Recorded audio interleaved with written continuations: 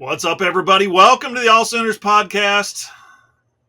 No Shave November has ended. It's Thursday. No, it's Wednesday. It's Wednesday. What am I doing? It's December 6th, episode 227 of the AllSooners Podcast. Appreciate you guys joining us. That's Ryan Chapman. He's joining us from the apartment and more. I'm John Hoover in the Broken Arrow Studios. Randall's going to jump on from Parts Unknown. Third segment, we'll talk recruiting. Of course, lots going on there. Oh, my goodness. But let's see. Sooners finished the season. Didn't go to the championship game. Had to watch Oklahoma State and Texas fight it out, sort of, in Arlington. That was a pillow fight. Golly, that was a bad game. And then they just had to wait for their fate. But the real news, of course, is what? The transfer portal. The transfer portal has opened, dear God. The carnage, the humanity. Records being set, Who? We had a record on Portal Monday, December 4th, was the most players in one day to ever hit the portal. In Stillwater, Gunnar Gundy's in the portal. That's the breaking news. What happened there? No, it's portal season, all that stuff. And we promise we're on a very tight deadline today. Chelsea, Man United play at 2:15, so we can't drown on as we did last week. Otherwise, I will just log off. That's right. This will be a shorter pod because I've got a guy coming to the house who's going to chimney sweep and do some stuff on my dryer vent, I guess. I don't know how you do that, but good on you. You clearly aren't on TikTok enough. You put the snake, like it looks like a snake on a drill, and you shove it into the vent, and they like run the drill for 5 seconds, and then it's like years and years and years of lint pops out. And it's very satisfying. We did that, and it didn't really work, so we're going to let a professional do it. We called in the pros. The portal situation, here's the deal. You said it's a record, over 3,000 players in the portal, which is like, I think last year there was 2,200 total for the entire stretch. This year, already 3,000. So it's a little crazy. Sooner fans, it's not exactly an exodus. Okay? I saw that word used. ESPN used it, Oklahoma exodus. When you see Dillon Gabriel jump into the portal, you're like, oh, it's an exodus. Right now, the number is 11. Okay? Total players. Guys who, left the team and then announced in December that they left the team way back in like August, right? And then announced in December they're jumping in the portal. 11 players. Last year's total on the first 2 days was 16. So math says take it for what it's worth. Things are kind of looking up. Your first reaction, though, when you see, Ryan, 6 players jump into the portal in the span of about an hour and 45 minutes. And we had a different story on every one of them, which was first reaction intense. Blood pressure up, especially because, peeling the curtain back, not only did Oklahoma have 6 players announce, enter, whatever, within about 2 hours, it was also right in the same window that I was going to OU basketball practice to talk to Porter Moser and John Hughley. So my first reaction was, pray for Hoover and Randall, because I was like in the parking lot at the Lloyd Noble Center with my hotspot up. I'm just like, I don't know what I can do to help, but I've got 10 minutes. How can I help somebody? And then unfortunately I had to send you guys off. But no, I mean, we're going to dive through the names, so not to get into it a ton, but every single one of these should have been expected. There was maybe one guy that you might have raised an eyebrow at, but I think for the most part, it's just like, that made sense. Oh yeah, that made sense. That guy had another eligibility. Well, that makes sense. One of those things for a lot of the guys in the portal. Yeah. So here's the kind of the situation. It was Dillon Gabriel at 8 a.m., 7:59. I think he posted his intention to enter the portal. So Dillon Gabriel, quarterback, boom. Start. I mean, he's like the battering ram that knocks the door down, is what it felt like. Who jumped in at 9:30? Was it Nate Anderson? I think. Offensive lineman, career backup offensive lineman. And then the flood started at 11:26. We find out that Marcus Hicks who already left and had already announced his decision to go. He announced that he was portaling to South Dakota State. So he's going to play at South Dakota State. That's been a big story for us for some reason the last 3 days. But 13 minutes later, Savion Byrd enters the transfer portal. 6 minutes later, Reggie Grimes enters the transfer portal. 14 minutes later, the big one, the surprise, I think, Key Lawrence enters the transfer portal. That's 12:59 p.m. And then 24 minutes later, both Marcus Major and Dalen Smothers enter the transfer portal. So it felt like a lot all at once because it was. But again, you're sitting at 11. And like Ryan said, every one of those guys, with the exception of Key Lawrence, and you could make an argument for Tawee Walker, who already previously decided he was going to enter the portal. I think you could make an argument for both of those guys that you're a little surprised that they're leaving. Let's discuss. Let's just go down the list, Ryan. Discuss surprised or no. Hicks, of course not, right?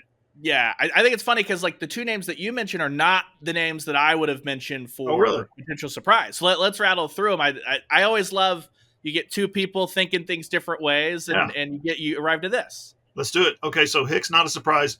No. DJ Graham, absolutely not a surprise. Cornerback converted to wide receiver, never played. So of course he's going to go somewhere else.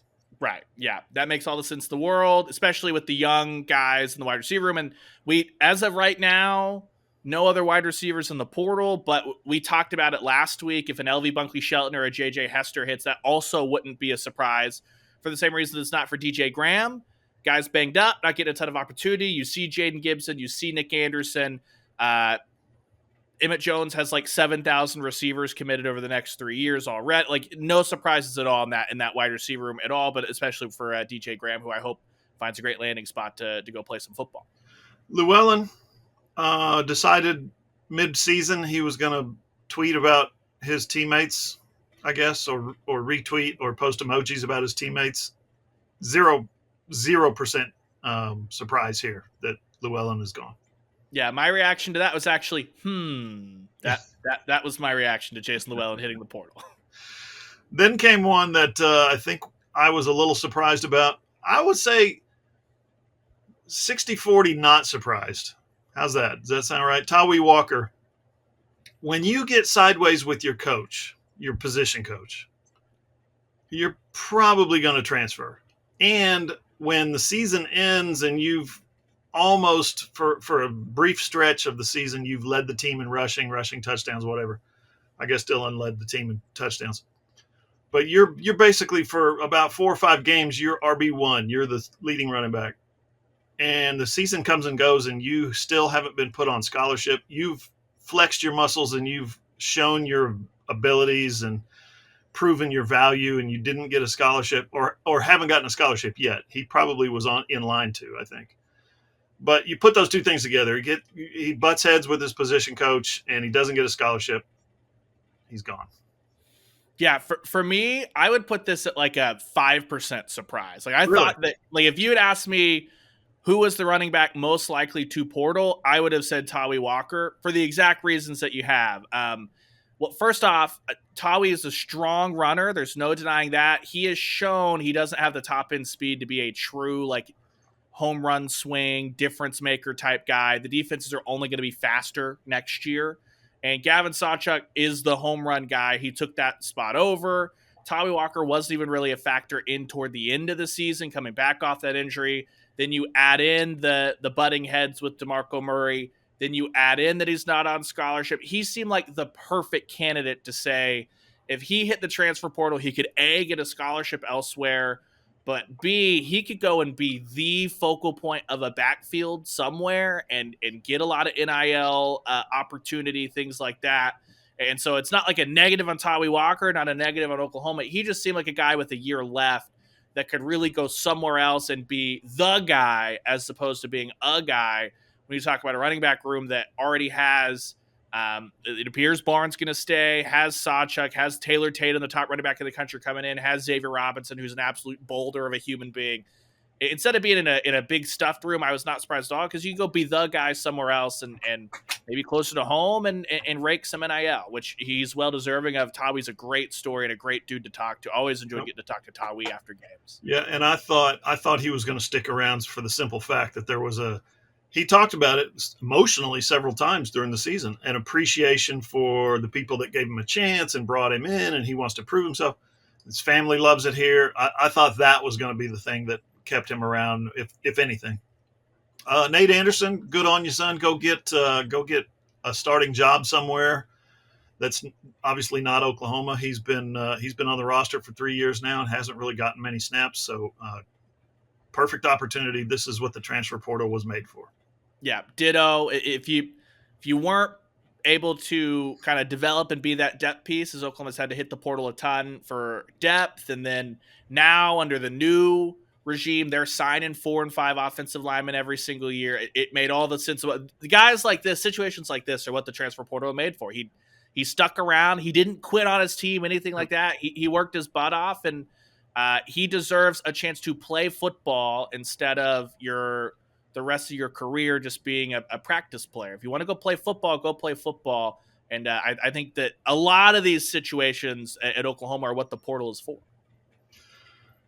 Ryan, I should have went to Kanawha or Sulphur or someplace like that. I just wasn't good enough to be an every down starter at Ada.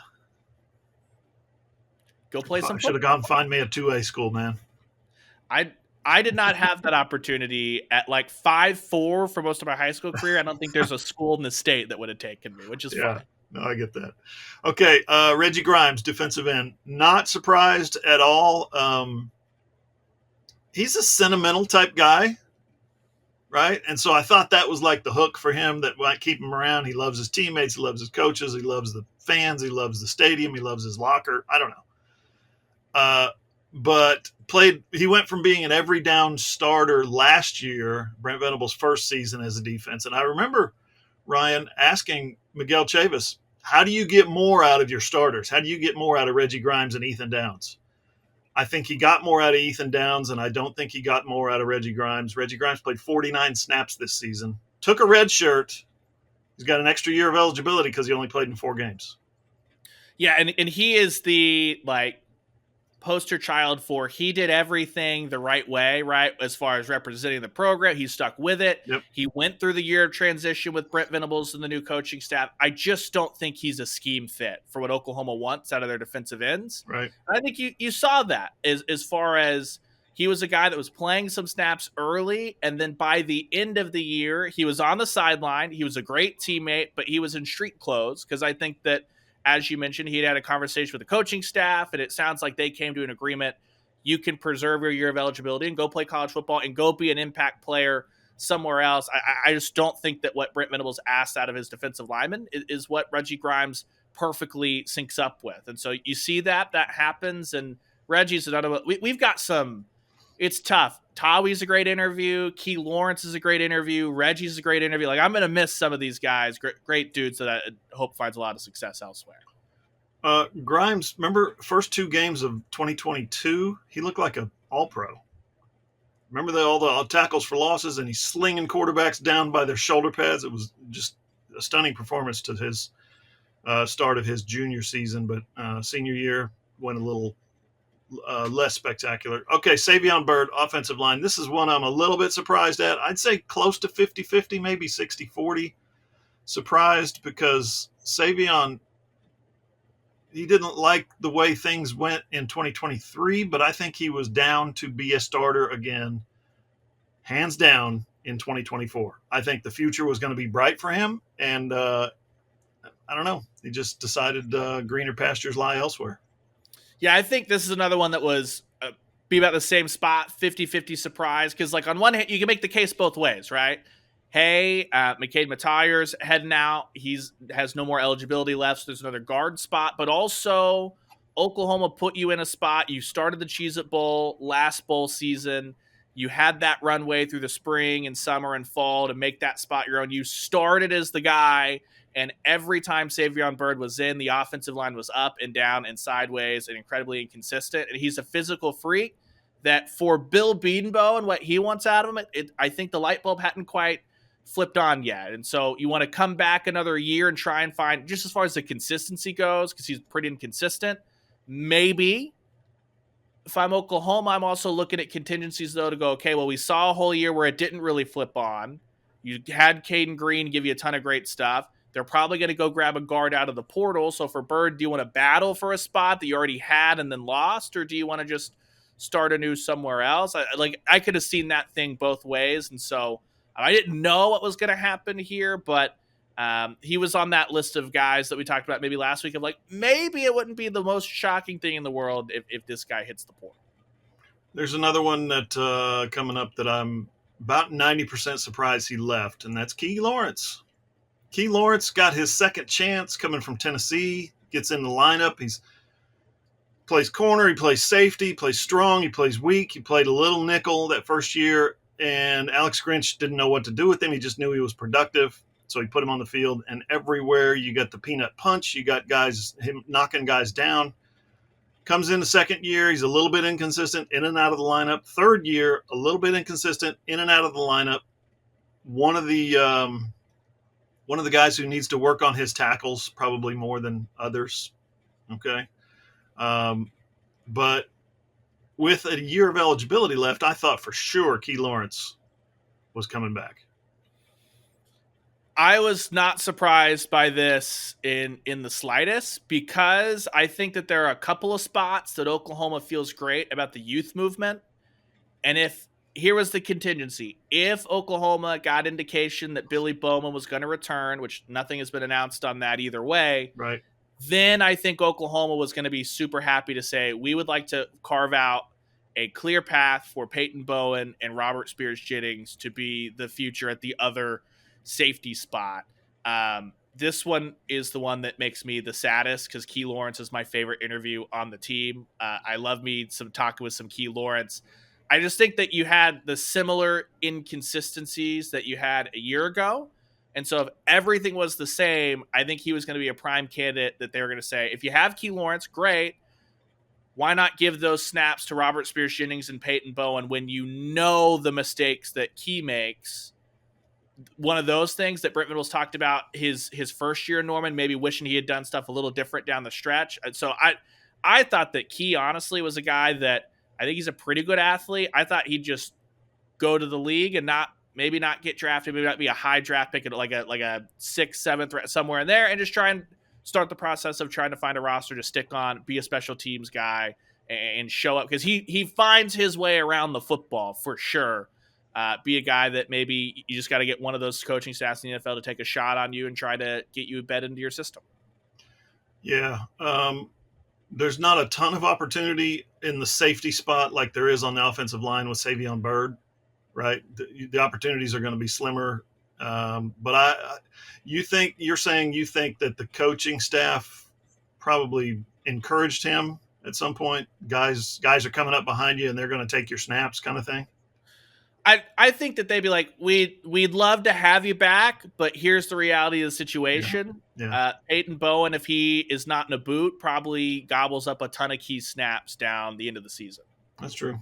Just one of those things of like, we're just going to lay it out and be like, look, great leader, great locker room guy.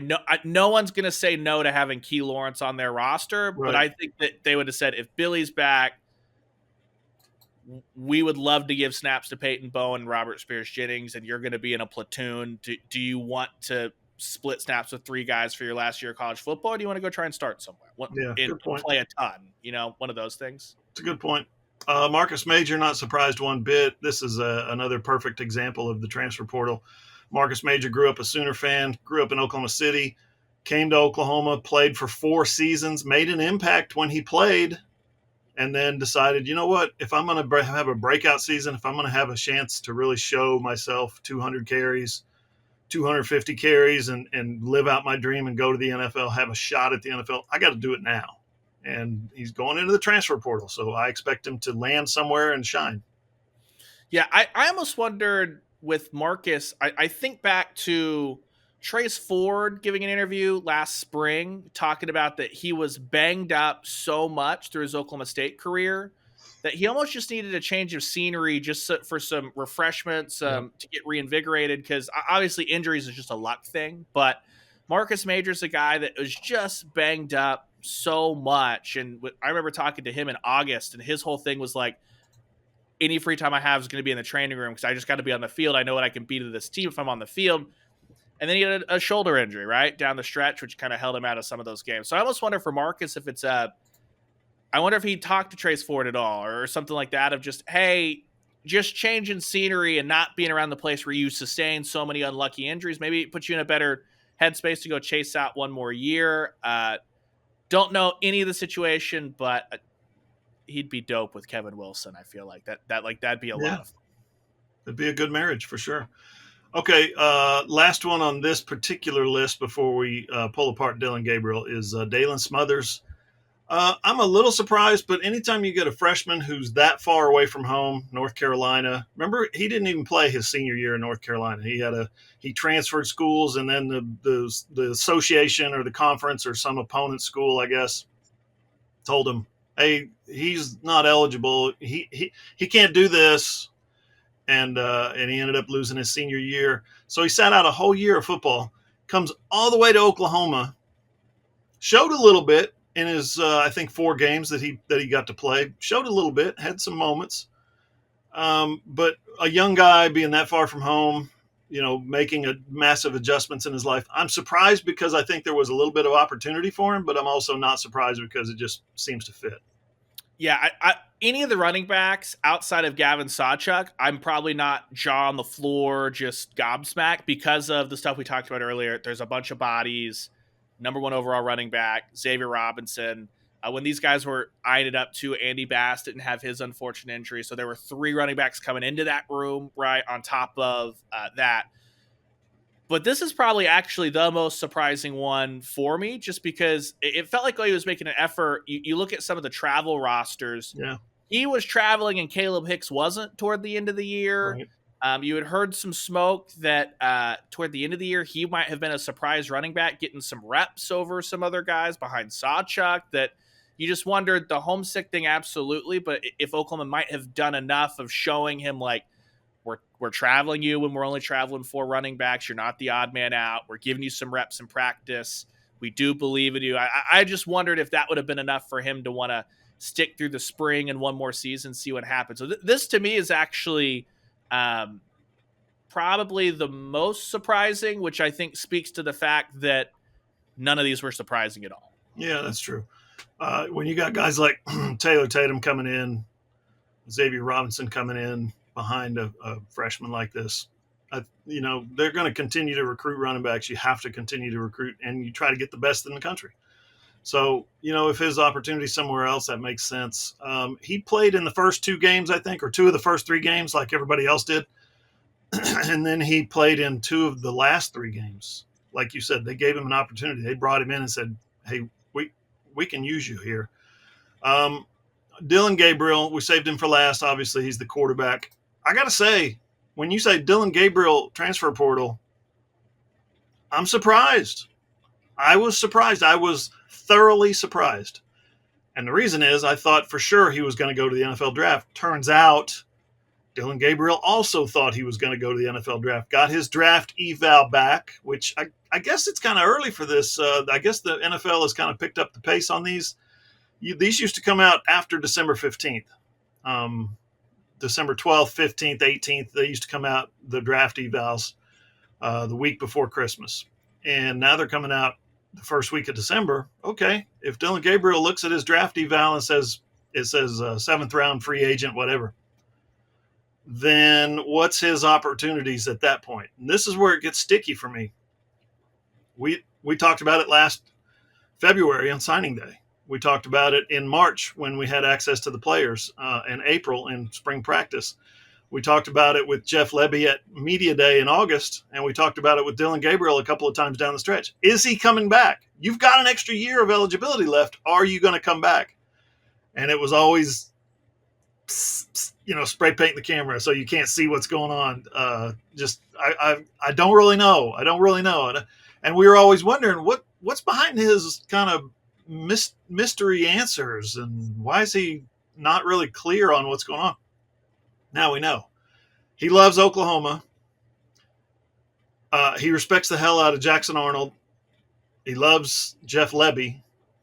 And I think all those things together maybe he just saw an opportunity to turn the keys over, hand the keys over to Jackson Arnold and say, the best thing for Oklahoma right now is to move on without me. I'm going to go play one more year somewhere I can have a really big year and maybe chase some of those records that I finished second or fourth in touchdown accounted for, eighth in passing yards, all these records that he's chasing. Maybe he can get to the top of that thing. Who knows? Yeah, I think there's that, and I think I truly take him at his word, because Dillon's always been a guy that shot pretty straight with us when he said, I'm thinking NFL, and he was kind of surprised with the season that he had that it didn't do much for what his initial kind of grade was. And so when you look at it, when you look at it, NFL rookie league minimum is $750 a year. That's if you stick on a roster the whole year long, all that stuff. If you're a day 3, like 7th round type guy, that's no guarantee that you're going to stick on a roster, stuff like that. You look at Matt Rule's comments about what's a quarterback go for in the portal right now, 1.5 to 2 million, 1 million. That's all more than what NFL league minimum is for a rookie. And that's all. It's not guaranteed, but it's, if Oregon, for instance, is picking up the phone and saying, we want you to come be our quarterback, you're not in a quarterback battle to stick on a roster. You're the starting quarterback of the Oregon Ducks unless you get hurt. You know what I mean? And so I think it makes all the sense when you have the context of the stuff that he heard from the next level, not getting a Senior Bowl invite, for instance, which is mind-blowing if that's true. I know. What the hell? The Senior Bowl folks do a great job. That must have just been like the invitation must be stuck in the Twitter DMs that didn't sit, because there is no way that Dillon Gabriel, if he wanted to go to the Senior Bowl, should not be playing in the Senior Bowl. Anyway, but that's all separate. And everyone knew the situation in Oklahoma. This is not, and you're seeing this can go a different way, right? There's a 5-star quarterback on a campus in Los Angeles that Lincoln Riley's doing everything he can to dive into the portal because he knows Malachi Nelson ain't it. That's not what you've heard out of Norman from the second Jackson Arnold got there in the spring, all through the summer, through the fall. Brent Venables and Jeff Lebby are no-nonsense guys. They don't label him the future face of the program in August if they don't believe it. And I think everybody just knew. So for Gabriel, it's a chance. Hit the portal one more time, play one more year, play your final year. It's the final. Nothing's guaranteed, but this is as close to a guaranteed year as you get in the sport of football, where Dillon Gabriel will play as long as you say he's healthy. And I think that he'll have a great opportunity. And I think that I hope he likes green and yellow. Yeah. So you think it's Oregon? I think Mississippi State's in play. I don't know what the situation is, quarterback situation is at UCLA, but he was almost going there before. I figured it out during the course of our conversation. I figured out why Dillon Gabriel is going to portal instead of going to the NFL. Here is the one reason, and I'm going to list it for you. Okay, pay attention.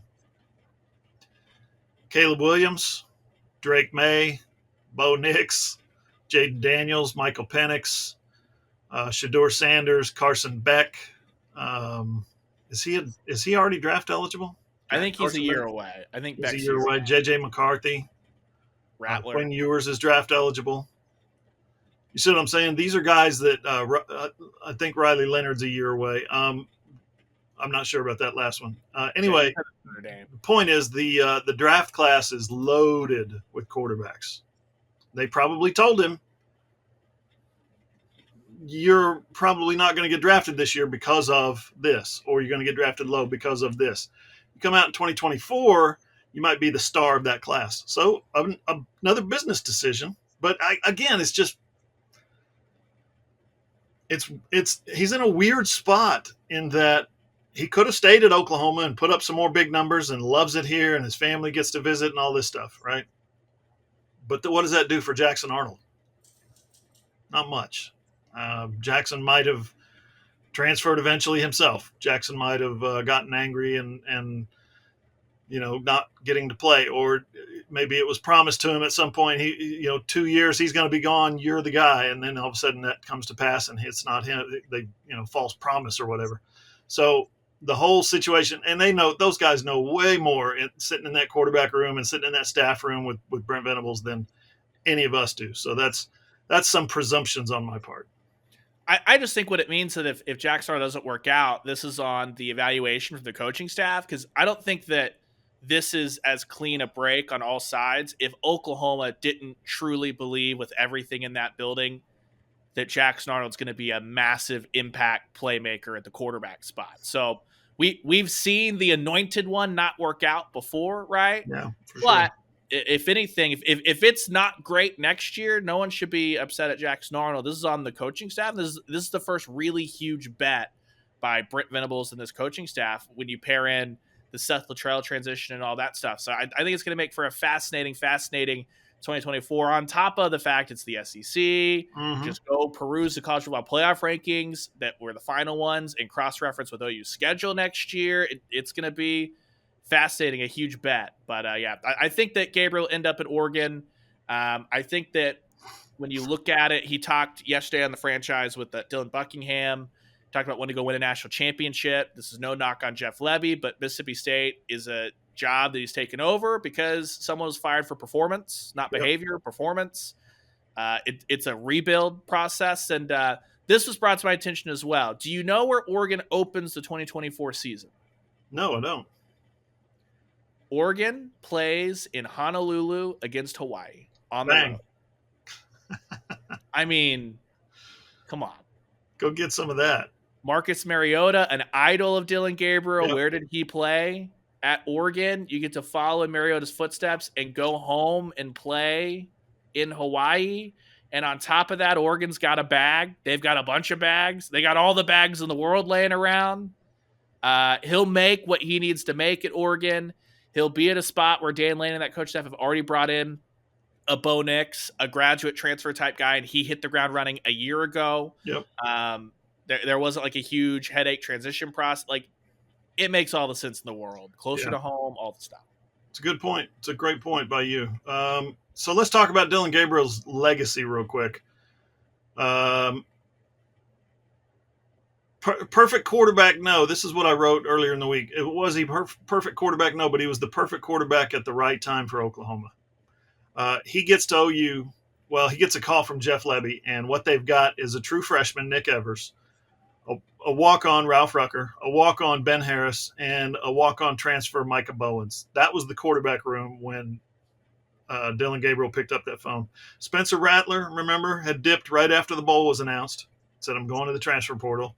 Caleb Williams was hanging around and, played in the bowl game, played great, but we all knew he was not sticking around. He was going to join Lincoln Riley.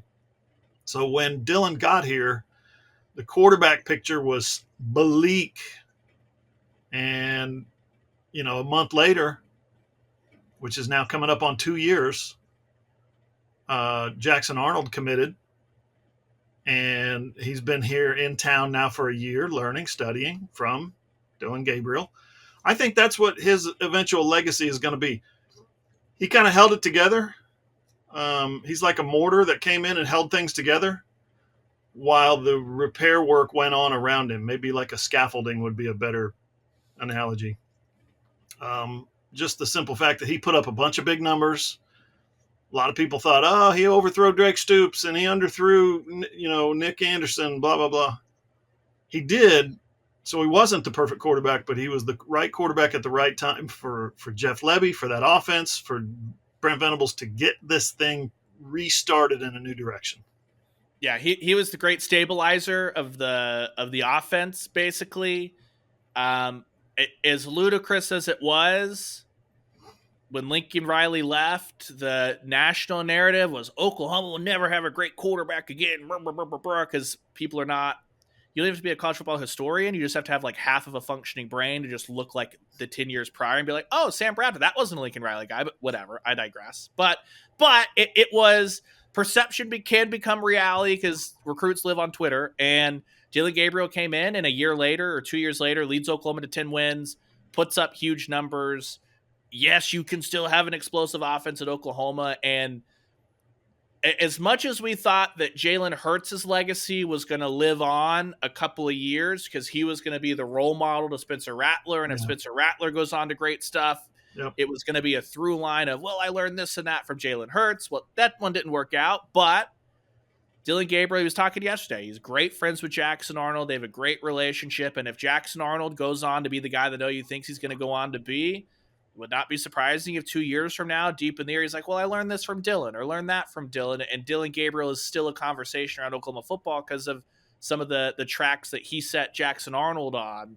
Because, I mean, Brent's talked about all this stuff, but who better to learn from and just watch for a year of he – whether you think that he connected on enough deep balls or not, everything he did behind the scenes was done the right way as far as preparation, being a good teammate, all that stuff. And that's the guy that Jackson Arnold got to learn under for the last year.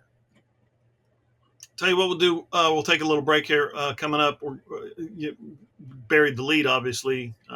Let's be honest, transfer portal is the lead. But Oklahoma made it to a bowl game. That's the news of the week. We don't know for sure if DG is going to play in it. I would be shocked if he does because I think it would be the wrong move. But anyway, the AllSooners crew is headed to San Antonio again. We'll be there, all three of us. Plus, we got to dive into this fine basketball squadron that Mr. Porter Moser has assembled there at the Lloyd Noble Center. All that's next on the AllSooners podcast. All right, segment 2. Give us a follow on Twitter at @all_Sooners.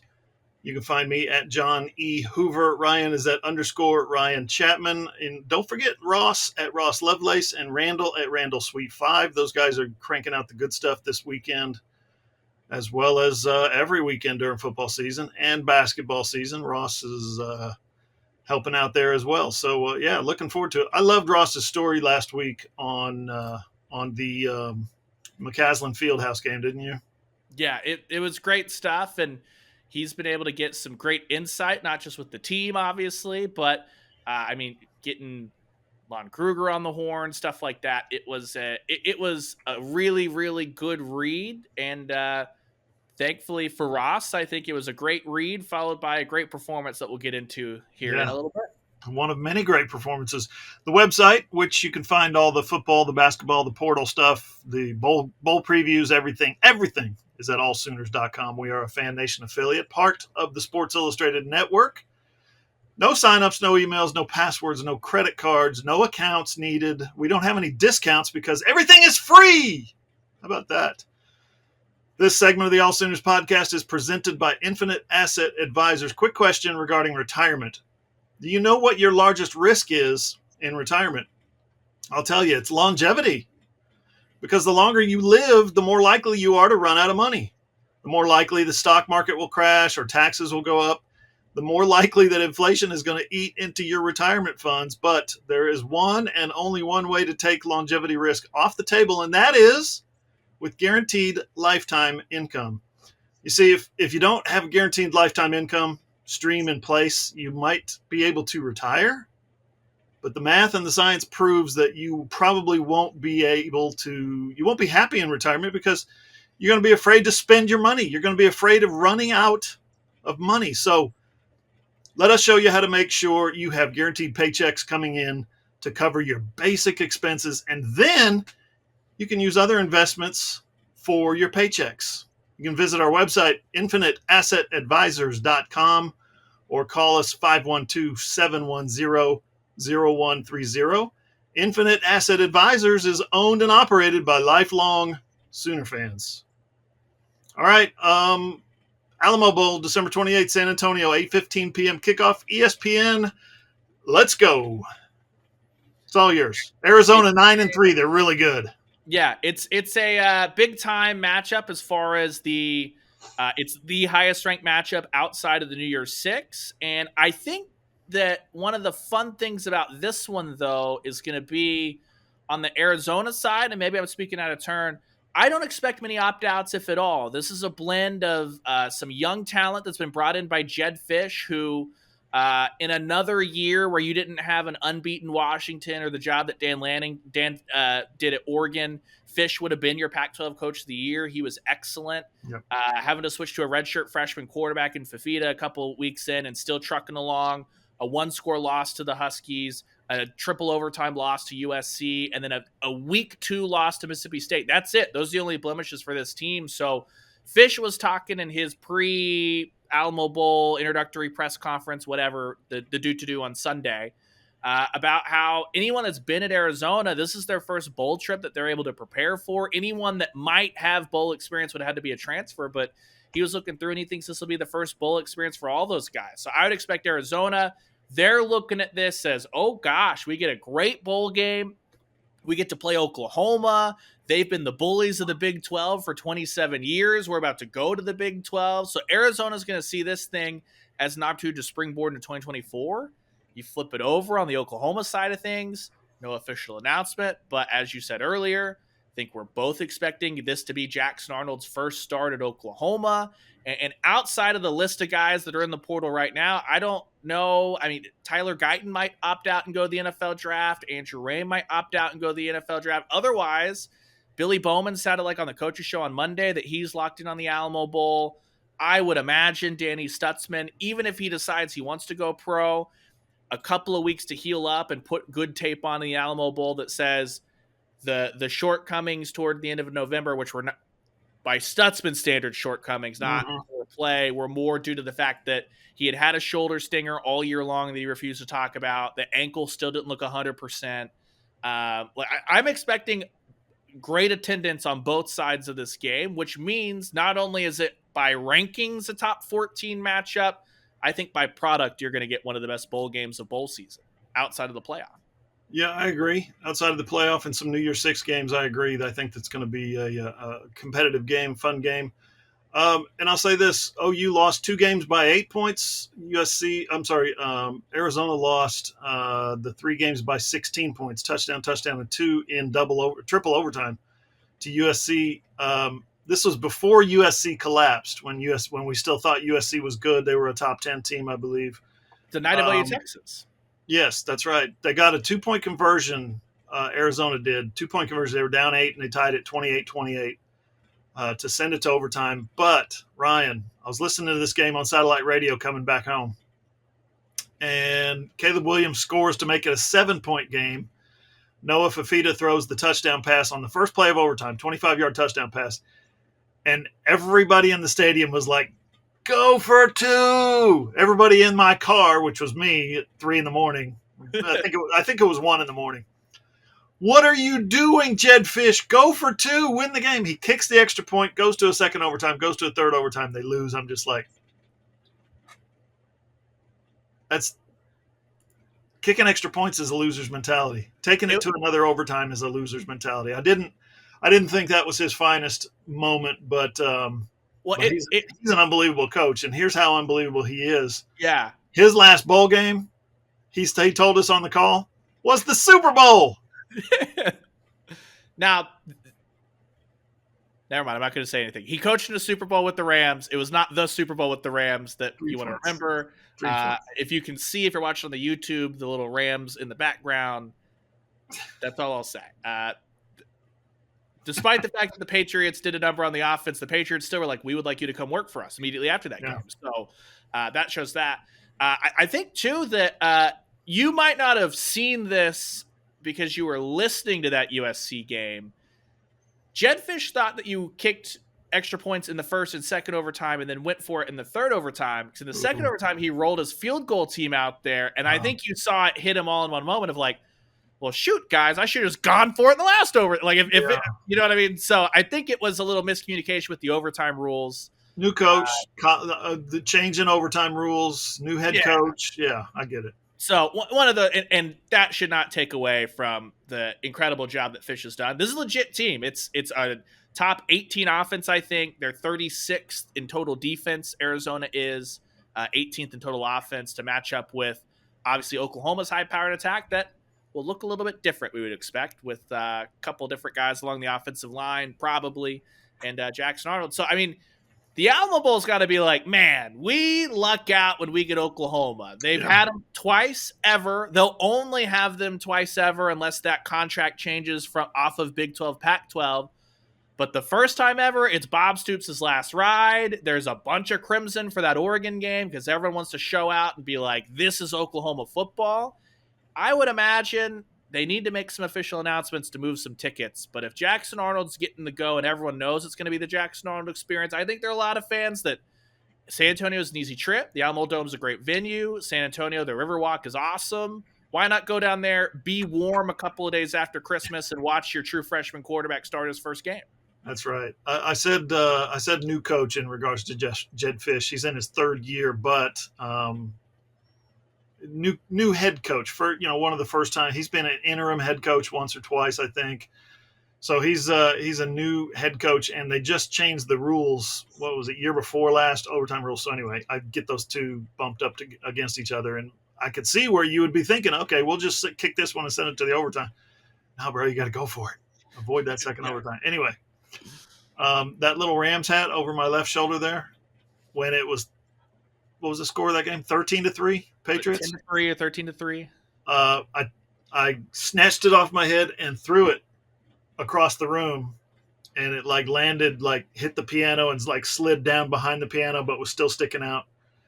It sat there behind the piano on the floor, gathering dog hairs and dust until September, when the season started. When the season started, I picked that sucker up and I dusted it off and put it back on my head. My wife's like, "Are you going to pick that up?" And I'm like, "No, and I don't want you to either." It stays. It stays. The Rams hat stays behind the piano. Who famously spent the second half of the Super Bowl that the Rams won in the shower, right? You were like, "Screw this, I'm going to take a shower." Who quick trigger on his teams? No, those were the Super Bowl itself. I had a good feeling, and I stayed and watched the whole thing. It was the playoff games and the clinching games leading up to the Super Bowl that I was in the shower. It was the NFC Championship game, right? In the fetal position, yes. Yes. I can't take it. It hurts being a fan, man. You guys know what I'm talking about. It hurts.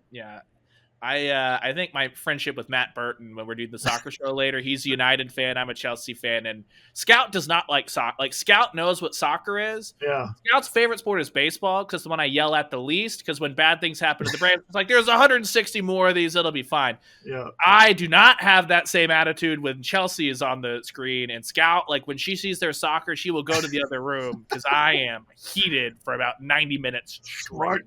Smart girl. All right, so Dillon Gabriel said that he and Brent Venables are still working out what the immediate future is going to look like. They're still trying to go through the details, trying to figure out. Would it be a massive mistake for Dillon Gabriel to play in this game? I think at this point you got to turn it over to Jackson Arnold, don't you? Yeah, and I the motivation for Gabriel would be he's an old school guy, right? Oklahoma means a great deal to him. I think he's a guy that's I want to finish out what I've started. Yeah. But I also think that now, just because someone hits the transfer portal doesn't make him a quitter or a bad person or a loser or anything like that. And just because Dillon Gabriel, if he does not play in this Alamo Bowl, that doesn't make him a bad person either. First off, his next school, I would imagine, is not going to love him rolling out there, especially if Andrew Rame and Tyler Guyton opt out. Now, for Guyton, you've already got Jacob Sexton, but say maybe if a Walter Rouse who's got no eligibility left, I can't imagine why he wouldn't want to play in this game. But for whatever reason, if a Walter Rouse doesn't want to go, I can't imagine Dillon Gabriel's next school wants him to roll out there with two backup offensive linemen for 60 minutes. They're just sitting there going, no, because he'll be committed by then. Yep. But for Seth Luttrell and Brent Venables and Jackson Arnold, why wouldn't you want to give not just the 15 practices of you are QB1, this is what it's like to prepare at Oklahoma as QB1, but then to go and play in that game. So it should not, if Dillon Gabriel does not play in this game, Oklahoma fans should think 0% less of him. I think it is not a reflection. I think that if in the ideal world, Dillon would finish out this season, do the Caleb Williams, and then hit the port, but that's just not how college football works anymore. That's especially with a quarterback.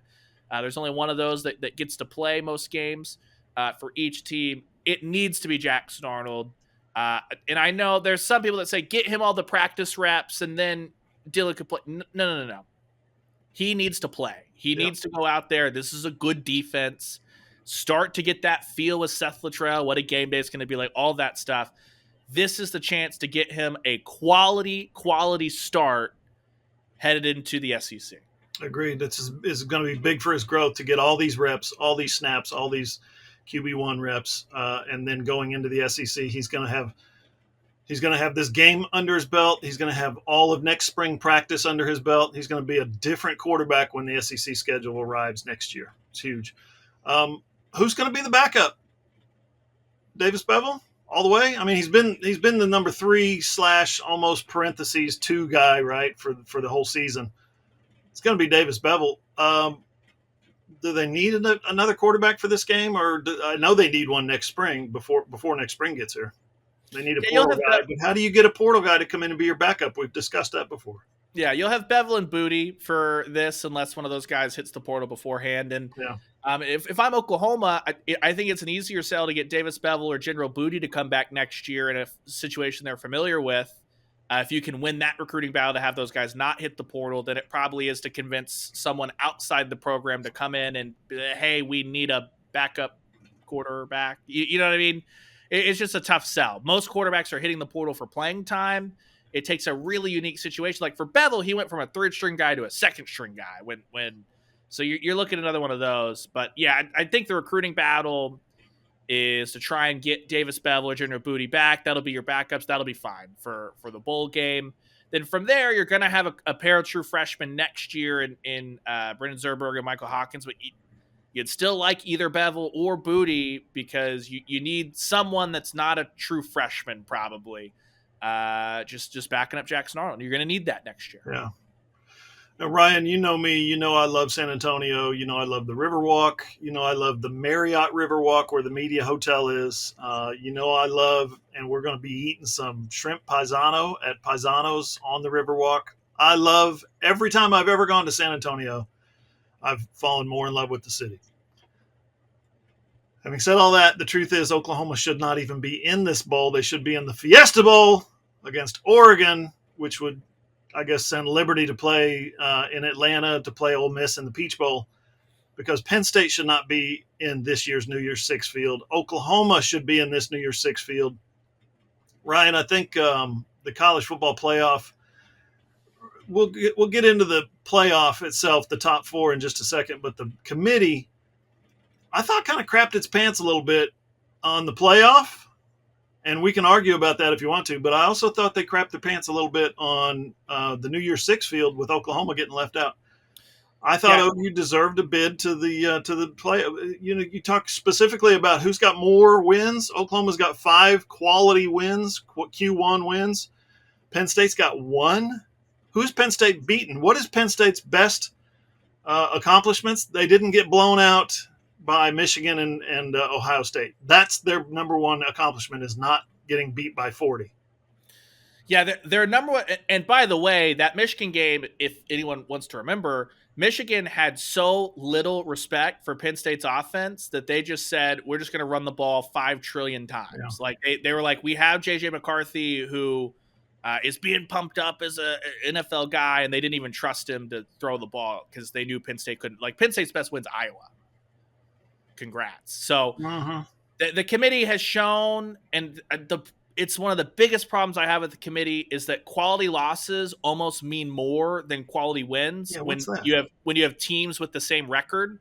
And that is literally why when you look at the 4-team logjam at 10-2, Missouri, Ole Miss, Penn State, Oklahoma is at the bottom of those. Why? Because they have the 2 worst losses. That's literally it. Oklahoma's the best win. They beat Texas of all those teams. Yeah. That should matter for something. But I think what probably happened is this. The committee did all that work a week ago, and they did not even reevaluate to reconsider that Texas is now a playoff team by their own standards. It's the best win in the country. They didn't consider any of that because best win of the non-playoff teams, because they spent 24 hours crap in the bed over, oh my God, we're going to have to leave Florida State out, and they're panicked. And you've seen some of the anonymous quotes that the committee was panicked about the backlash. And then they had to make a decision between Liberty and SMU. Everywhere else, there was no movement other than how far do we need to drop the teams that lost conference championship weekend, slide everybody else up. I think they spent 0 seconds even wondering about that, which is why we got to this. I think you're totally right. Nope, that's right. Year 6. When you talk about the playoff, they got lazy. Yeah, if you think about Oklahoma beat Texas. We've said that. Texas, all they did was beat the crap out of Oklahoma State and climb into the playoff field, right? One win conference champion.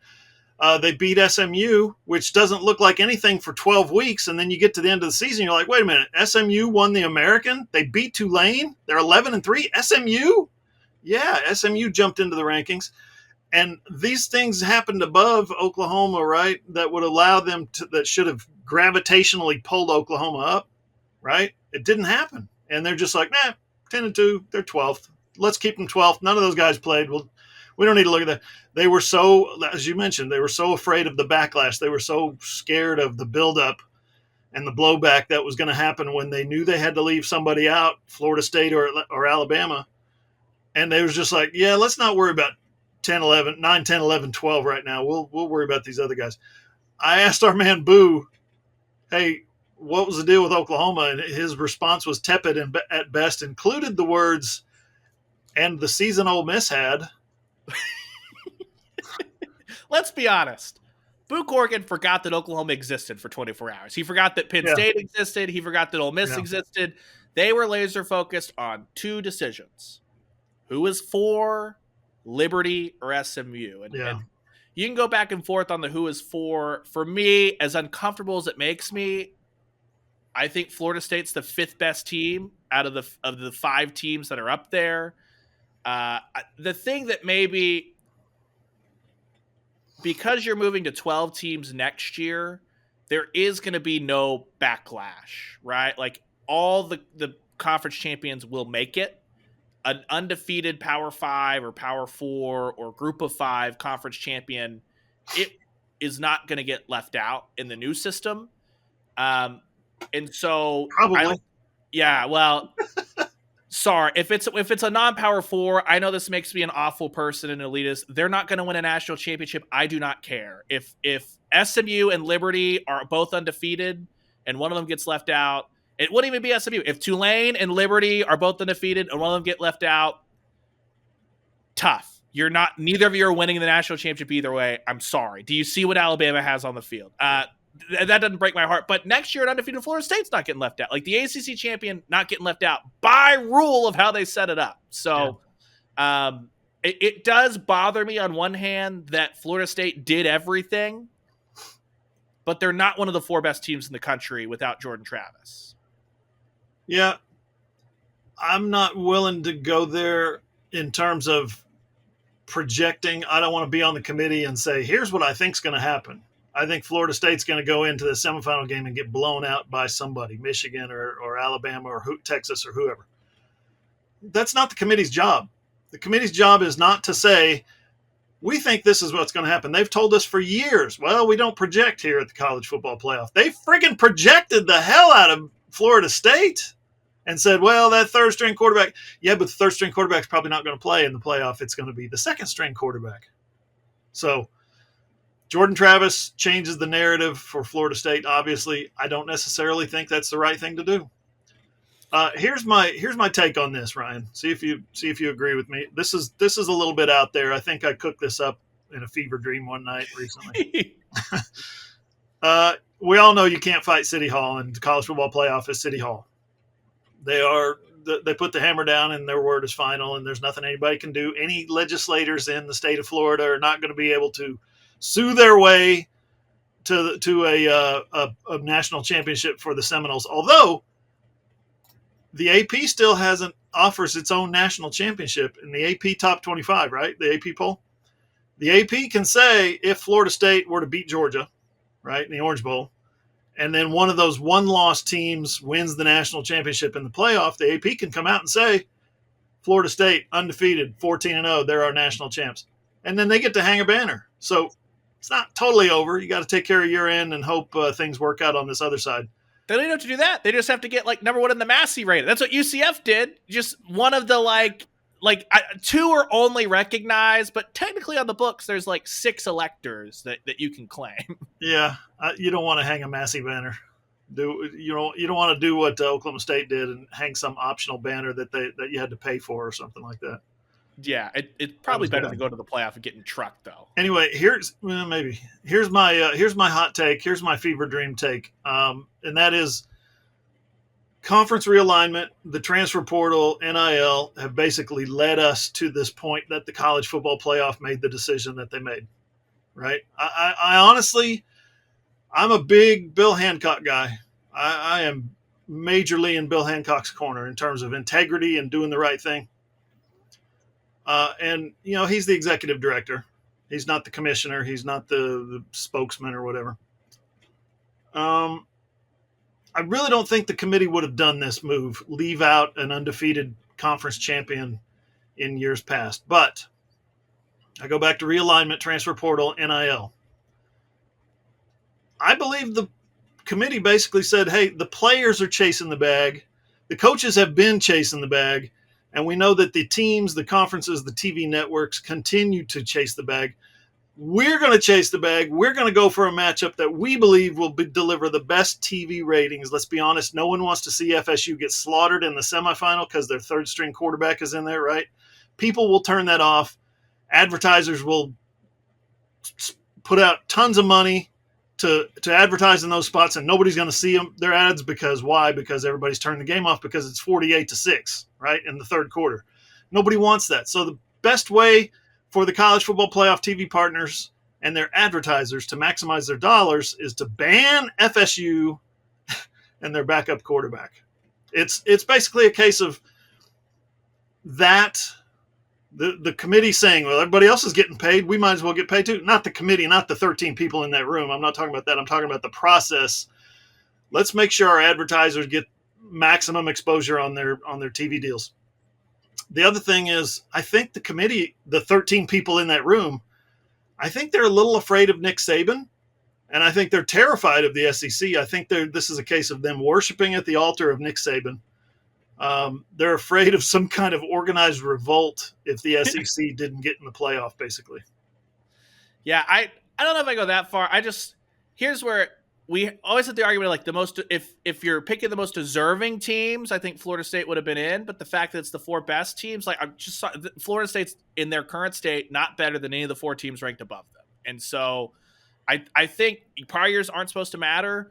If you're a college football fan, it is impossible for the legend of the SEC to have not seeped into your brain. Why? Because the SEC wins the playoff more than anybody else. Yeah, they do, and it's different teams. It's Alabama, then it's Georgia, and then the year that LSU gets in, it's maybe the most talented roster we've seen offensively in the history of the sport.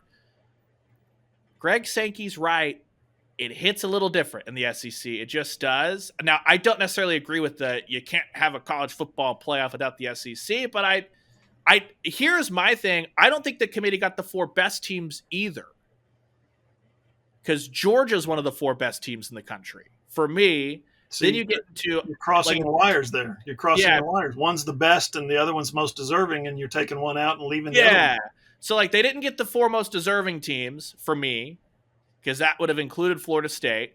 The four best teams, for me, Alabama, Georgia, Texas, and Washington in some order. Sorry, Michigan. Play somebody. Anybody. Please. Penn State sucks. They're awful. They're not a top whatever team. I'm sorry. You played one game this year, Ohio State. That was it. Play anybody. And you're more than welcome to participate in the playoff. So I think that's where it kind of got screwed up a couple of ways there. So it was, but in the end, Florida State should have been left out, and here is why.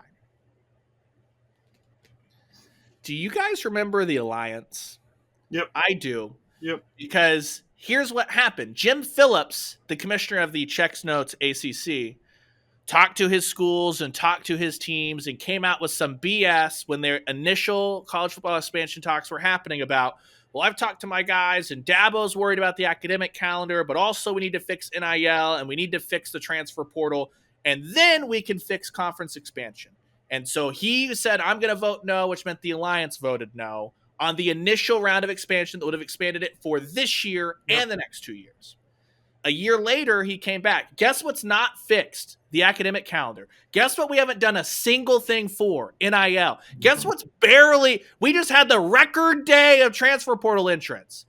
But they all changed their damn votes, and we haven't expanded playoff the next 2 years. If Florida State wants to be mad at anybody, turn to your own commissioner, because you would have been in, and you would have been rolling.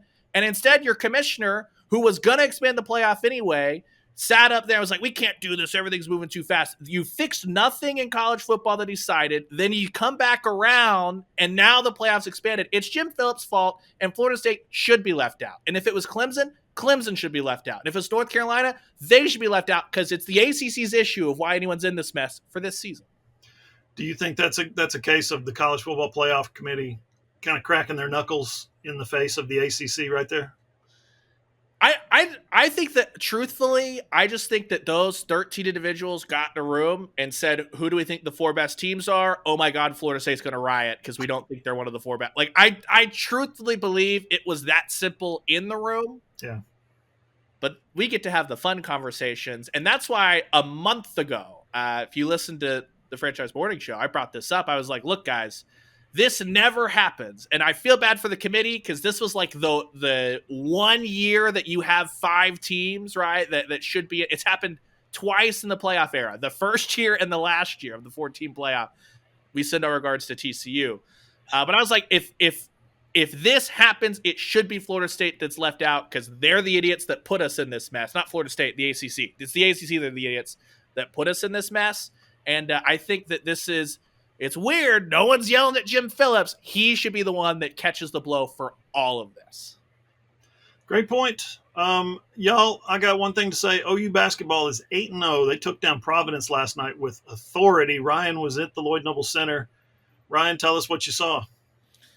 Defense, man, this team is super athletic. They start out on the 12-0 run. Devin Carter immediately gets it all back, and then it turns into a really tight game, right? Providence takes their first lead at 40-39.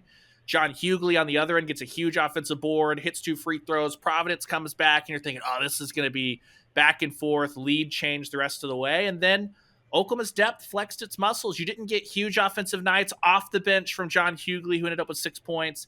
Latrey Darthard or Rivaldo Suarez. But what you did is you got great minutes from those guys. You got an awesome effort from Sam Godwin and John Hughley. Oklahoma won the offensive rebounding battle 10-1. So not only did they pull those down and convert those into 16 second chance points, how many times have we talked about they gave up a key offensive rebound late and it cost them a game against Texas, against Kansas? It's happened in fog twice now in 2 years for Porter Moser. That wasn't an issue. And instead, what you got was an Oklahoma team that put the clamps on defensively, has a big 15-0 run, and then gets to coast all the way home in front of a great Tuesday night crowd. Students showed up. The lower bowl really filled out for a Tuesday 6 p.m. tip-off. And suddenly now, what do you see if you follow a bunch of the national college basketball writers, today? Goodman comes out. Hey, this team's for real. You saw John Rothstein aggregate once again because he's a king at that. Shout out to Rothstein. This is the best Porter Moser team since his last Loyola team. You're going to have to shorten that to put that on a shirt, John. You're going to have to figure that one out because OU is a shirt now. Yeah, Seth Davis is another one that came out looking at Oklahoma this year. They play Arkansas here in Tulsa on Saturday. I think we're going to be passing ships in the night on Saturday, I think. Yeah, it sounds like it. Sounds like we got some Brent Venables and football availability in Norman. Anyway, that's going to be telling, Ryan, getting Arkansas. 2 years ago, they beat Arkansas. Last year, they got blown out by Arkansas. I'm not sure either one of those was telling, but maybe last year's was a little more. But what do you think is at 8-0 right now? They've got North Carolina coming up on the schedule, the Jumpman. And then conference play starts in a couple of weeks. What do you think is the upside for this basketball team? I think they're really good, John. Like I've been in the wait and see mode, in the we've seen the transfer additions. It's going to be different this year. They look totally different this year. I think they're a legit top 20 team. I really do. Arkansas is really athletic. They're going to test Oklahoma. Providence was really, really big and really well disciplined. Arkansas is really, really athletic. So I think the two ends of stuff that you see in the Big 12, Oklahoma will have seen this week. So I'm really fascinated. Arkansas obviously had the huge upset victory over Duke in the SEC ACC Challenge a couple of weeks ago. And that was without Arkansas's top scorer. So they're legit. North Carolina, a top 10 opponent. They shouldn't fall too far out of the top 10 after dropping a game to UConn last night. That's in a couple of weeks.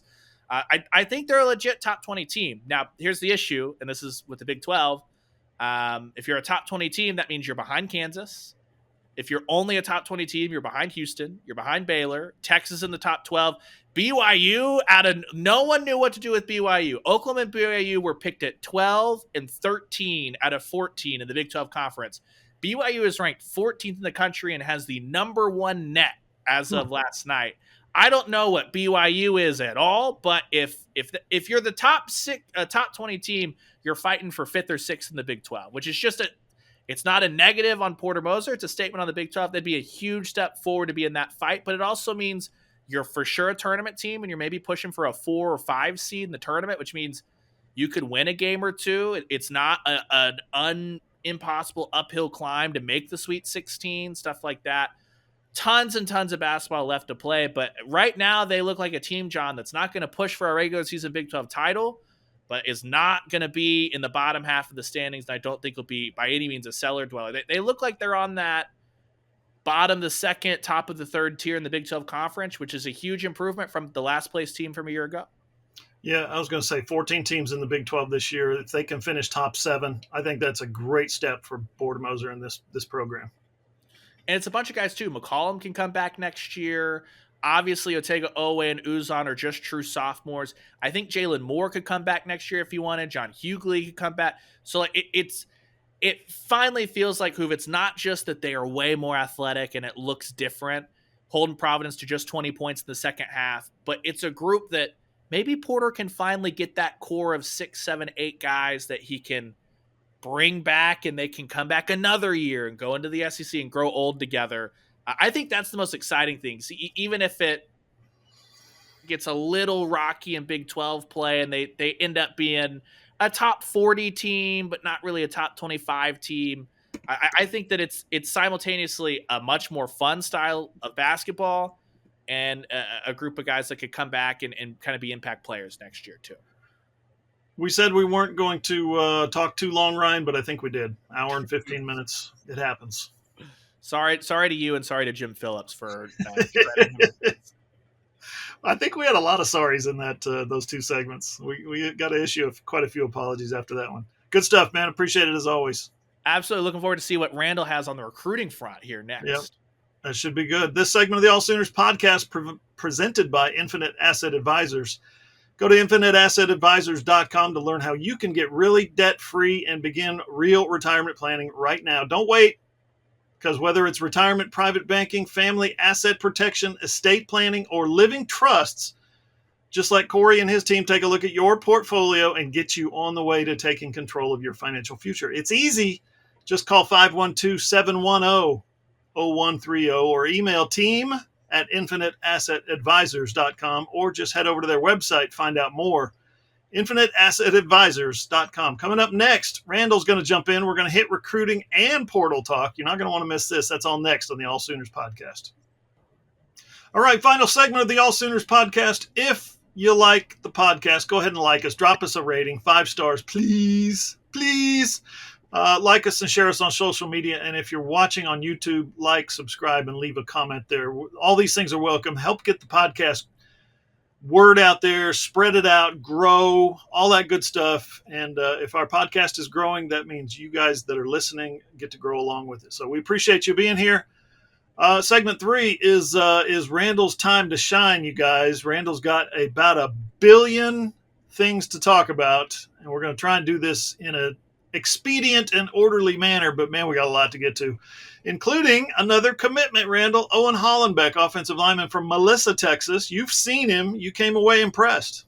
Yeah, and so Owen Hollenbeck, a teammate of Nigel Smith, who's a 2024 defensive line commit to OU, very coveted prospect. I think we talked about him ad nauseum on here a few months ago.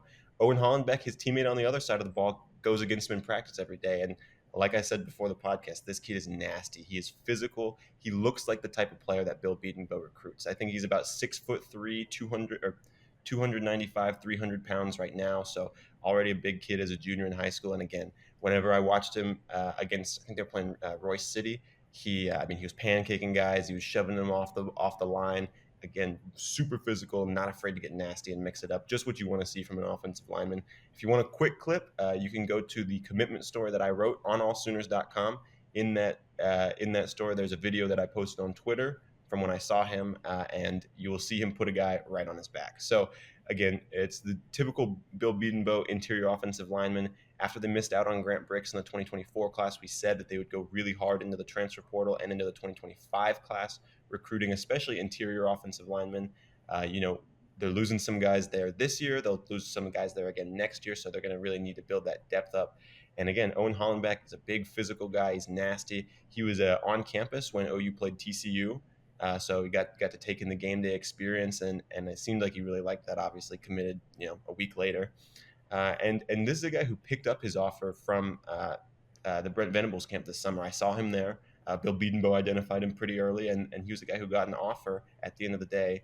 Again, plenty of guys are there pick up their offers at the end of the day, but the guy that they were really impressed with, I think they moved quickly and they kept that relationship going with him.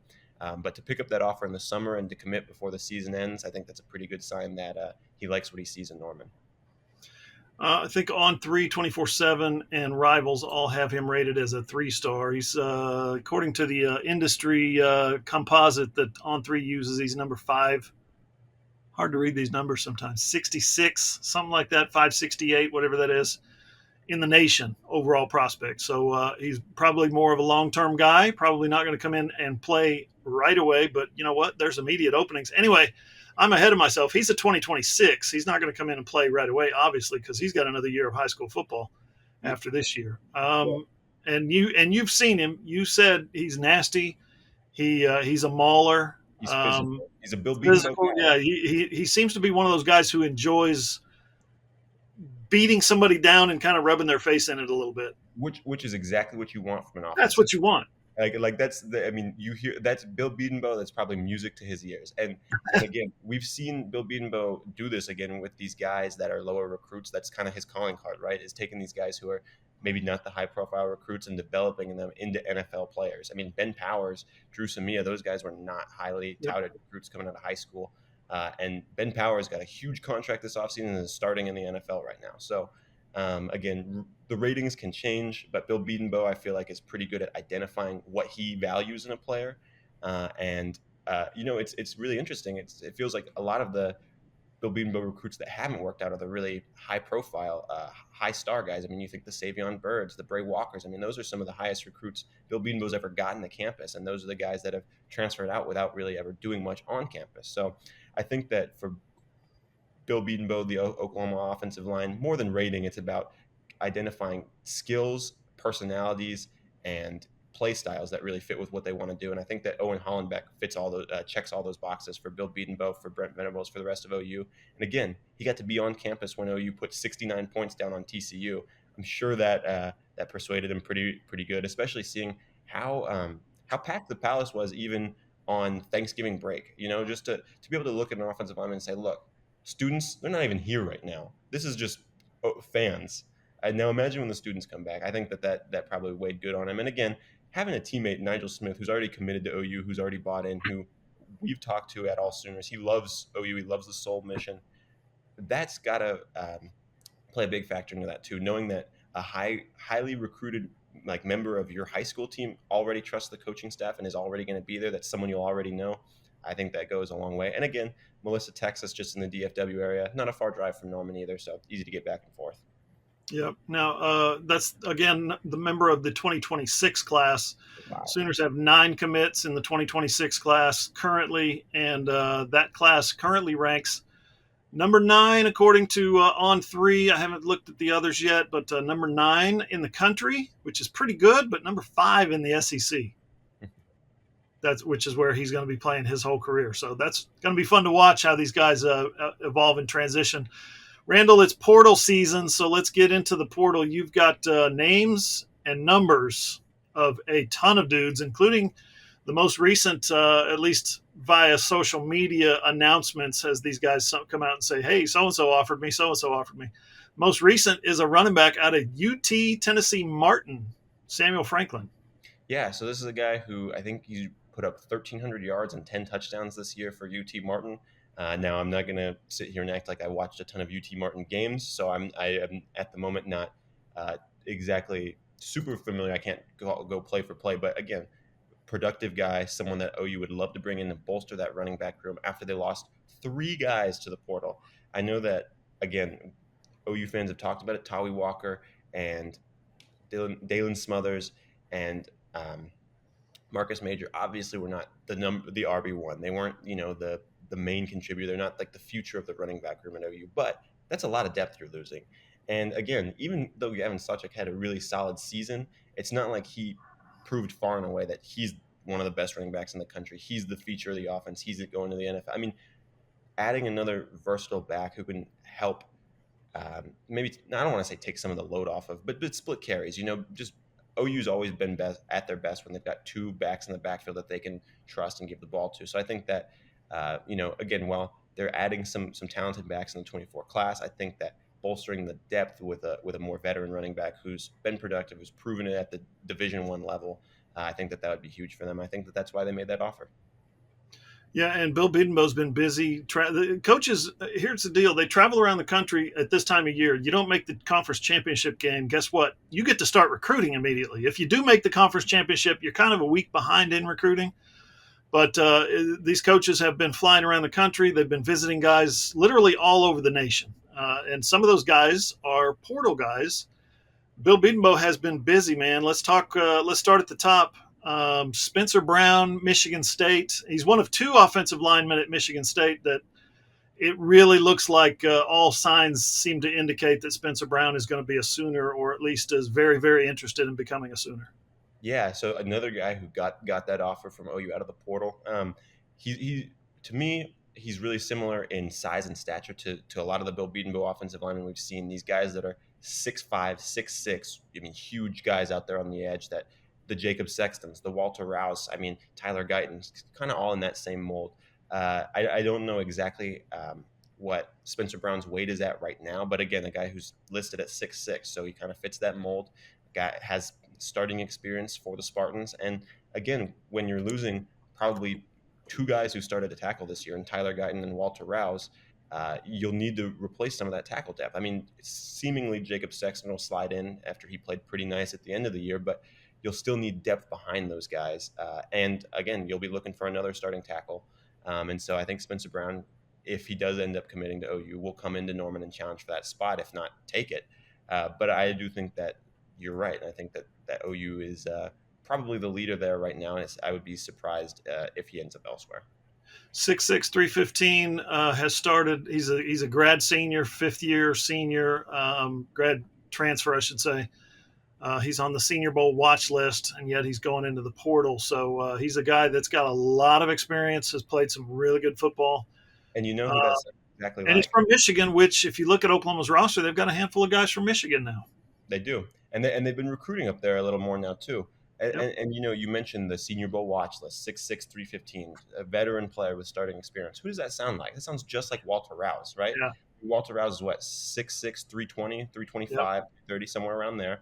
He was a Senior Bowl watch list guy who probably could have got drafted if he just left Stanford and gone to the draft, but maybe not gotten drafted as highly as he wanted, right? And so Spencer Brown might be in that same boat where he's a guy who heard his draft grade and, maybe he didn't like where he got drafted and he wanted to go get developed by a coach like Bill Bedenbaugh, who, again, we talked about, has that track record of putting players in the NFL, especially at the tackle position. So I think that Spencer Brown, I think there's a good chance that OU's able to land him. But again, nothing is for certain yet. Sure.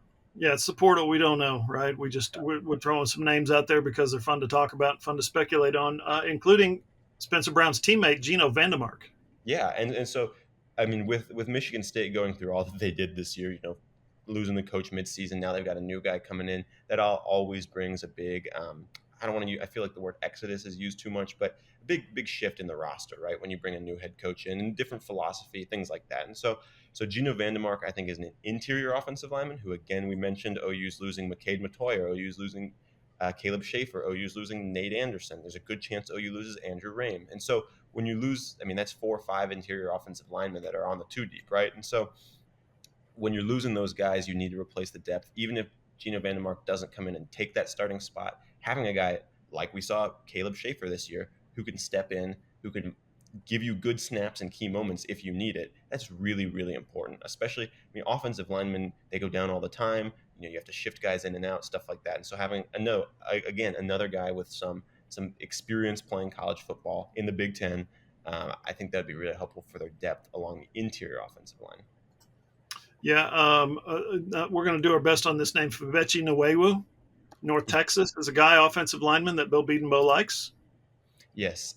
So again, this is one of the athletic Bill Bedenbaugh offensive line molds. And the interesting thing there is that he's got 2 years of eligibility remaining. So if he comes into Norman and he lights the world on fire in year one, that's great. And you might even get him for another year. So that could be a guy who gets to play 2 years in the SEC. It is a big step up in competition going from North Texas to the SEC. But we've seen guys make those leaps before. I don't think that's anything people need to be too worried about. But again, one of the more again, I feel like I keep talking about Bill Bedenbaugh's style, what he likes, right? And he's got different types, but I feel like this is one of the athletic offensive linemen he likes, the guys who can get to the second level, things like that. Kind of watching some of the film there reminds me a little of what I saw from Eugene Brooks when I watched his film over the summer, the 2024 offensive line commit, who's going to be playing in the All-American game out in Orlando, Florida in January. So I think that, again, he kind of fits that Bedenbaugh mold of a guy who is nasty. He'll get up to the second level. He'll put some linebackers on their back, stuff like that. Yeah, I was just looking up Vandemark's statistics at Michigan State. I believe he started every game this year, unless I'm reading this wrong. Anyway, we move on because there's some other offensive linemen. Those were guys, I should say, that have offers, that we know have offers, or at least have come out on social media and said, "OU offered me." There's a couple that haven't announced that they've received an offer yet. We don't know if they have or haven't. At this stage, we're hearing some things, but the ones at Florida and ones at Harvard. Yeah, so Jaylen Farmer, we'll start with him, the Florida interior offensive lineman. He's huge, just simply. It reminds me of Caleb Schaefer a little bit in that, usually the interior offensive linemen are wider, not as tall. Jaylen Farmer's 6'5", 330 pounds. So this is a huge, huge player, played in the SEC. He's a 3-4-star recruit, depending on where you look. But he's heard from Oklahoma. He's heard from Texas A&M.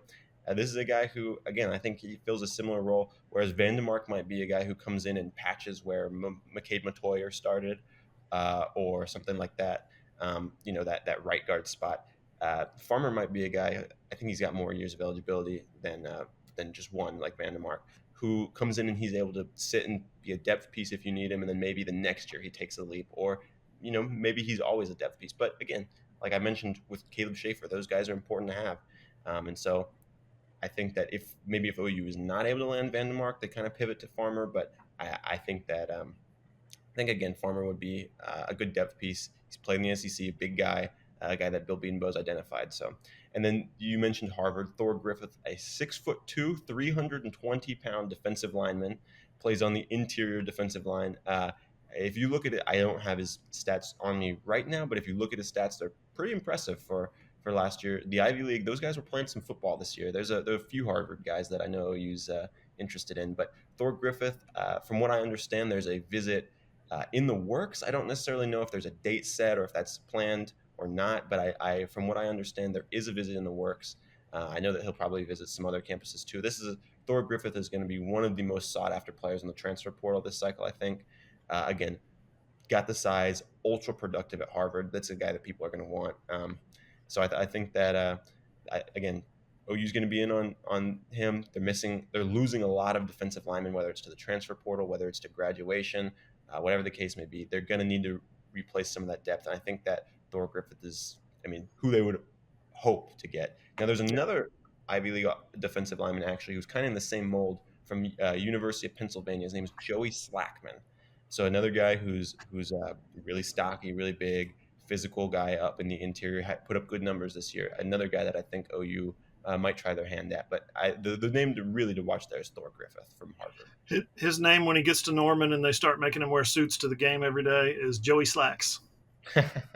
That sounds like a nickname from a mob movie, honestly. Yes, exactly. He's from that area. He's from Penn, so there you go. Let's stay on the defensive line. A couple of guys. Again, these are in the category of haven't announced on Twitter or anywhere else that OU offered me or anything, but they're in the portal, and OU is interested in them. We know this because OU coaches, including Brent Venables and Todd Bates, have been interested in them in the past when they were at Clemson. We're talking about Walter Nolan and Lebius Overton, LT Overton, both at Texas A&M, are in the portal.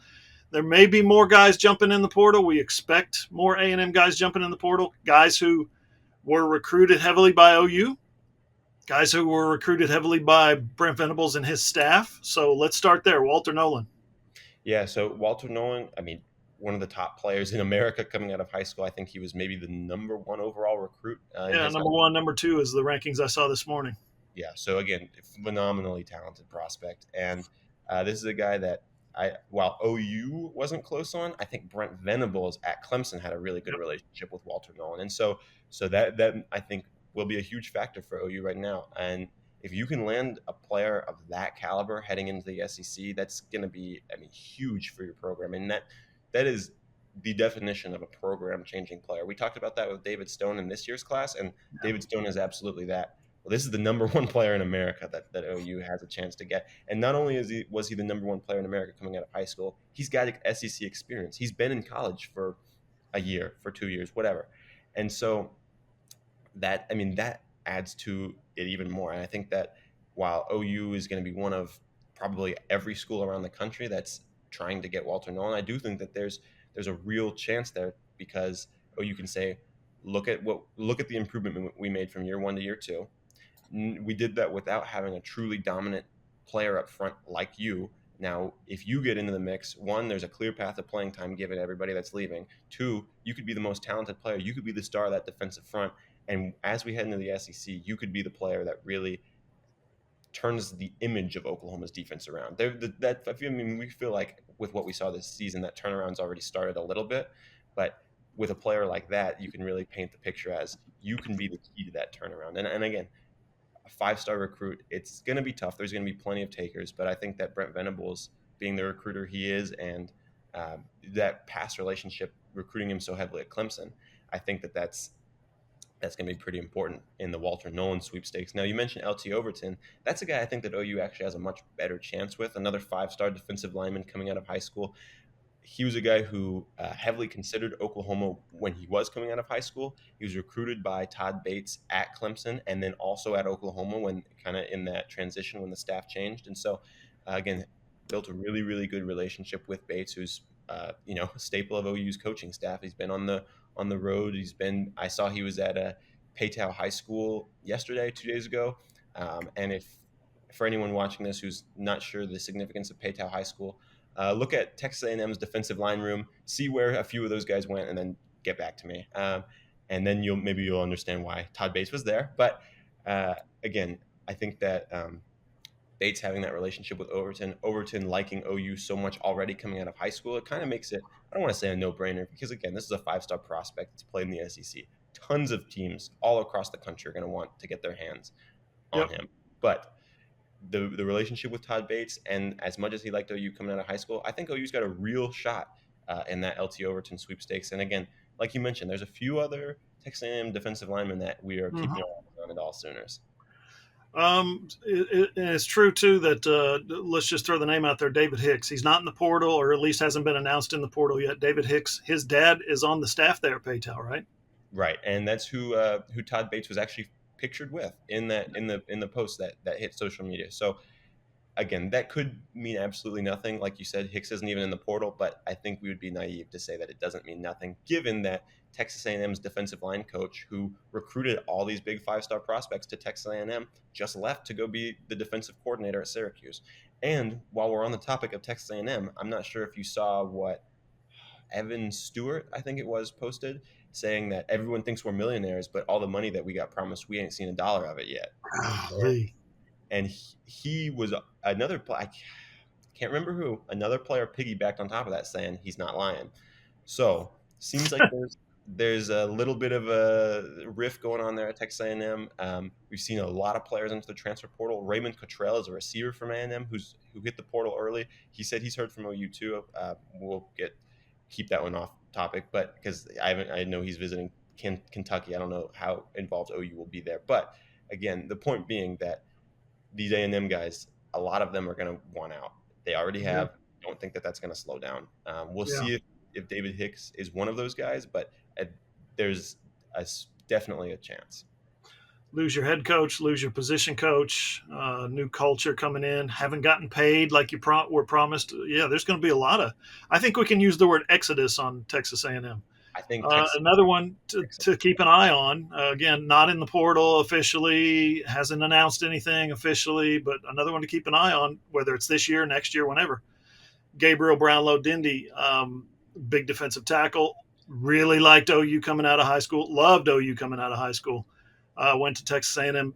Randall, I've looked up all these guys' statistics. All 4 of them played for the Aggies this year. If my computer would be kind to me and stop bouncing around, I could read their names. Walter Nolan played in 12 games, 8.5 tackles for loss, 4 quarterback sacks. LT Overton, 12 games, 17 total tackles, no tackles for loss. Hicks played in 10 games, 11 total tackles, 2 tackles for loss, 1 sack. And then Gabriel Brownlow-Dindy played in 4 games, half a sack, half a tackle for loss. So guys who are young in their career, guys who are experienced as well, guys who are getting on the field at Texas A&M and making contributions. In the SEC. In the SEC. I think Oklahoma would do well with any of them. You know what I mean? With what we've seen out of the OU interior defensive line in the last 2 years, sticking these kind of recruits, these kind of 5-star and 4-star, high 4-star guys into the defensive line at Oklahoma would completely change a lot of what Todd Bates and Brent Venables are trying to do. Totally. And that's what you need when you're heading into the SEC. You really need to control the trenches, especially on the defensive side of the ball. I mean, in the SEC, that cannot be overstated enough, how much you need to control the trenches. And again, Isaiah Coe, he had a really solid year. Jordan Kelly, solid year. But these guys are, 3-star, 6-year players, right?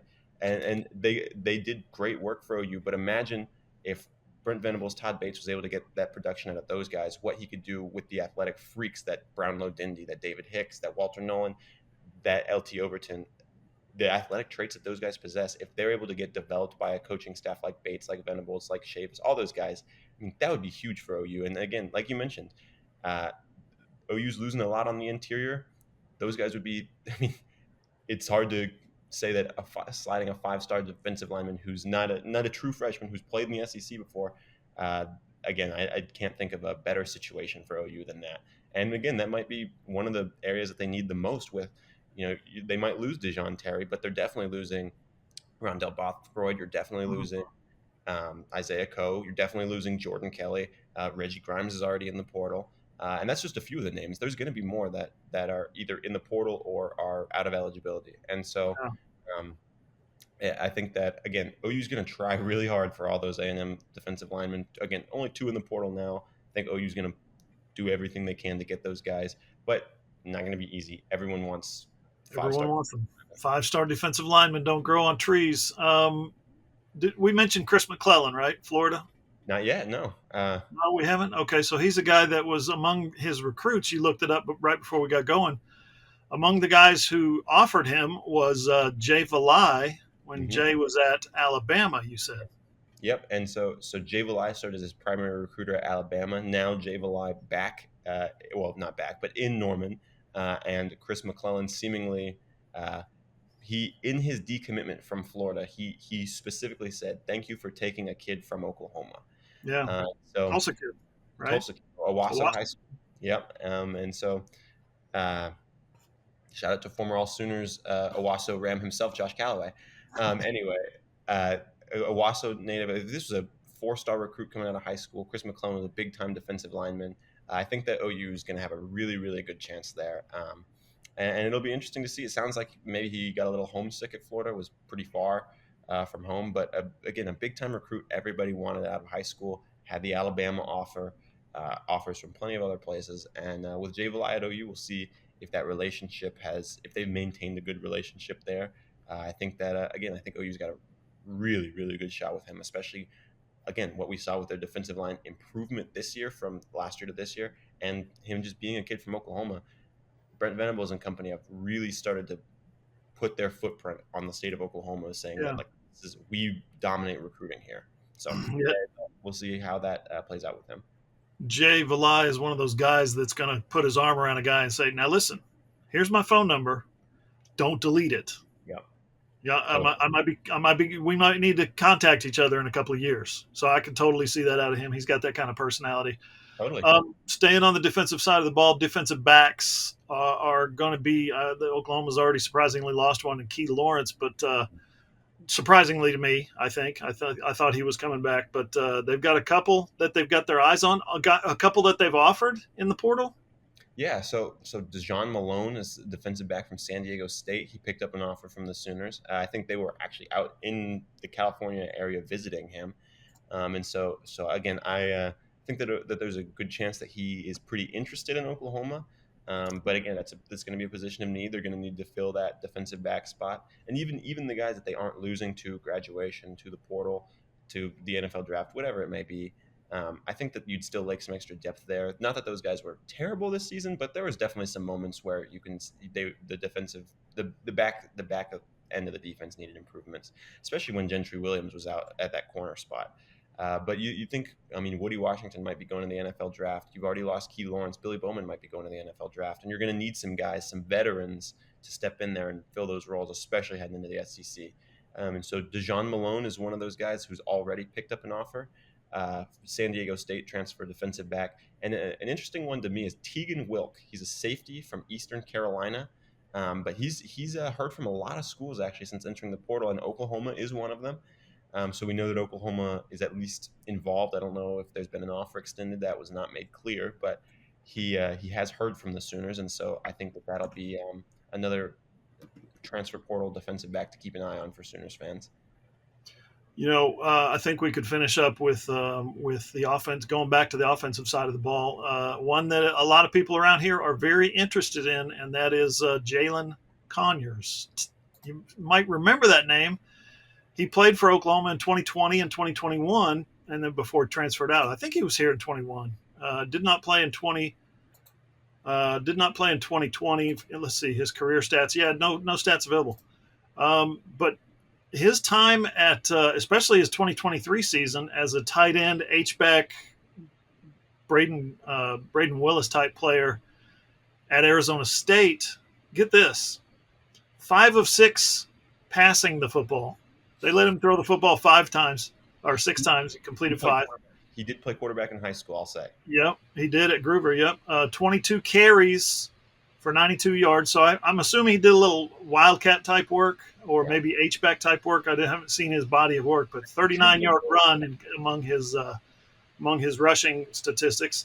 And then he caught 30 passes for 362 yards. No touchdowns this year, but he had 5 touchdowns last year when he had a career-high 38 catches for 422 yards. Jaylen Conyers is a potential do-it-all kind of jack-of-all-trades in the Braden Willis mold again. And frankly, he's somebody that Oklahoma needs. That position is somebody Oklahoma needs, and whether it's Jaylen Conyers or somebody else, I think he would be very interested in coming back to Oklahoma. So I'll pull behind the curtain. Jaylen Conyers is from West Texas, so a guy that I'm very familiar with myself. I've been following Jaylen Conyers since he was in high school, hurdling over guys as a quarterback, right? Super athletic. And if you you mentioned the stats at Arizona State this year, which was pretty solid for a tight end on a team that was not very successful. But he's listed at 6'4", 270. Definitely not 270 pounds. I believe 6'4", but definitely not 270 pounds. That seems pretty thick, but that's on the official Arizona State website. Well, maybe I'll need to get another look. But when he was at OU, he was definitely not 270. No. Anyway, a guy who, if you watch him and you watch the games, he's actually got some elusiveness when they would give him the ball. They'd run like some tunnel screens and stuff for him, which is, again, you love to see that for a guy that's a tight end. I mean, can you imagine running a tunnel screen to Austin Stogner? I cannot. And so to kind of have a tight end who's got that versatility to be able to do stuff like that, to be able to, again, you mentioned it, split out and play the H-back, or play a tight end, true Braden Willis role, playing Wildcat quarterback. Anyway, yeah, I know that OU has met with him in person already. I think that happened yesterday, but I know that for a fact. And I think that there's a visit planned to Norman. I think that OU is, again, a lot of these top transfer portal targets, a lot of the teams across the country are going to be going after these guys. Jaylen Conyers, we mentioned, he's from West Texas. He's from Groover. I think he's also got a visit set up to Texas Tech, which I know Texas Tech didn't have the same success this year that OU did. Texas Tech didn't have the same success this year that they wanted, but that's the local school for him, right? It's an hour and a half away from Groover. So that local pull is always going to be there. He's also got a visit set up to Georgia. So, I mean, as the defending back-to-back national champs, they're going to be hard to beat out, but OU won that Jaylen Conyers recruitment once. Groover's not that far from Norman, so he's not getting too far from home. I think that there's OU's got a very, very good chance with Jaylen Conyers. Nothing decided yet. Obviously, he's going to take his visits and see what he likes, but I do think that OU's going to be heavily involved, and I think that they're going to have a really good shot to bring him back on campus. And like you mentioned, even with Devon Mitchell coming in, you need that guy because Devon Mitchell is an early enrollee heading into his true freshman season in the SEC. You cannot count on that guy, especially at the beginning of the season, to be your number one tight end, to take all those snaps, to do all that. But Jaylen Conyers, who's a veteran, you can expect, that from him. And that'll really, I think, help Devon Mitchell. Getting a player like Jaylen Conyers would really, I think, help Devon Mitchell grow into, be able to get the snaps and the reps he needs to grow into that tight end that OU wants him to be, but also not be relied upon too much as a freshman. I think it's important to mention too, Jaylen Conyers had the option to go to the NFL. He was on the Senior Bowl watch list ahead of the season, and again showed his versatility. So I think that he's definitely a talented guy that OU would really love to have. Yeah, I was just looking up his additional stats here in coming out of high school, I should say. ESPN ranked him as the number 2 tight end in the country. He had LSU, Alabama, Georgia, I think, were among his offers, and he chose Oklahoma. So yeah, I think Texas was one that he really liked coming out of high school too. They're kind of set at the tight end position, so I don't think they're going to be going after him. But like you mentioned, offers from all over. This is a big time guy, good athlete at the tight end position. Yeah. Looking up some more stats here. Don't have anything new there. Braden Willis had a bunch of catches in 2021. Conyers, I don't know if it was a health situation or he just couldn't get on the field, but whatever it was, anyway, that's someone that I think Oklahoma would be extremely interested in, and it sounds like he's considering a potential return. So we'll see. I think that I think you're totally right. And how hilarious would it be for OU to get returning tight ends from the Lincoln Riley era in back-to-back years? Stogner, Conyers, why don't you come on back? Yeah, come on back. Kind of funny. Under a new coach. Yeah, I definitely think that Conyers would have more of an impact than Stogner did this year. And I know Stogner was blocking a lot on the field, and he was involved in that stuff a lot. But I think Conyers would be more impactful, especially in the passing game. All right, I think we killed it on the portal stuff. Let's talk about recruiting in a more traditional sense, Randall. Things are turning back, swinging back Oklahoma's way when it comes to one of their priority offensive line recruits in the 2024 class, Eddie Pierre-Louis. Suddenly, everybody's like, hey, wait a minute. He could be back with Oklahoma after – sounded like he kind of removed OU from his finalist list, but now they're back? What's going on there? Yeah, I don't know exactly what went down there in the middle of that. It seems like kind of both sides – I don't want to say both sides lost interest, but it maybe I think both sides thought they were going in different directions at one point. Grant Brix ended up committing to Nebraska, and I think that OU now is thinking, well, we really need to beef up our interior offensive line. Not that I don't want to make it sound like Eddie Pierre-Louis is a second option, because he's one of the top-rated interior offensive linemen in the country. I just mean to say that I think that Grant Brix not being in Norman definitely opened a spot that Eddie Pierre-Louis saw and thought I could take advantage of that. And again, nothing's set in stone yet. He announced his commitment date will be December 15th. And he did announce his top 4. I think that UCF, I think Texas A&M is also in the mix there. So the battle is not won yet for OU per se, but I do think that on December 15th, Eddie Pierre-Louis will end up choosing Oklahoma, if I had to predict. And again, talented interior offensive linemen. OU's got 4 offensive linemen committed in the 2024 class right now, so they really need to get that 5th one, especially to, like I feel like I mentioned a million times, to really beef up that depth next season. Because while these 5 freshmen probably won't see the field next year, it's important to have them on campus because you'll need the depth, and the next year you'll need the depth. I mean, you're always going to need depth along the offensive line. And so getting guys in that Bill Bedenbaugh likes, that he will build up throughout their time there. That's going to be really important. And Pierre-Louis is a really good athlete. I mean, if you go to his Twitter page, he's got a pinned video of him running 100 meters in track. And again, this is a guy who's like 320 pounds. So him running the 100 at the pace he does, again, he's not winning, but he looks pretty good doing it. Most 320-pound people don't move like that. And so again, that really reminds me of a Bill Bedenbaugh guy, a guy who will maul his guy and then throw him away and run up and kill the linebacker on the second level, right? Or who can lead up and through the hole on that GT counterplay, whatever the situation is. I think he's really mobile, big guy. It's really interesting to me. I don't know how recruiting services rate every player, but if you look, he's probably one of the most polarizing rankings I've seen, because some rankings have him as a low 4-star, where others have him as the number 2 interior offensive lineman in the nation and one of the top 30 players in the country. Yeah. So I guess it really depends on who you trust more there, but regardless, I think if Bill Bedenbaugh identified him as a player that he wants, I think that OU fans should trust Bill Bedenbaugh. He's committing on December 15th? Yes. Okay. That'll be keep an eye out for that. 9 days away. I do think that OU will end up being the winner in that recruitment. Okay, and it's probably a good blanket statement to say that offensive lineman's probably not going to play as a true freshman, but I think a lot of people thought that about Caden Green this year as well. Caden Green probably didn't think that, but now OU goes into this offseason and they've been pumping it out there, promoting it. They have played more freshmen. More freshmen have gotten more starts and more snaps than any other team on their 2 deep than any other team in the top 25, I believe it was, ranked in the top 25. So OU's not afraid to play freshmen, even if it is on the offensive line.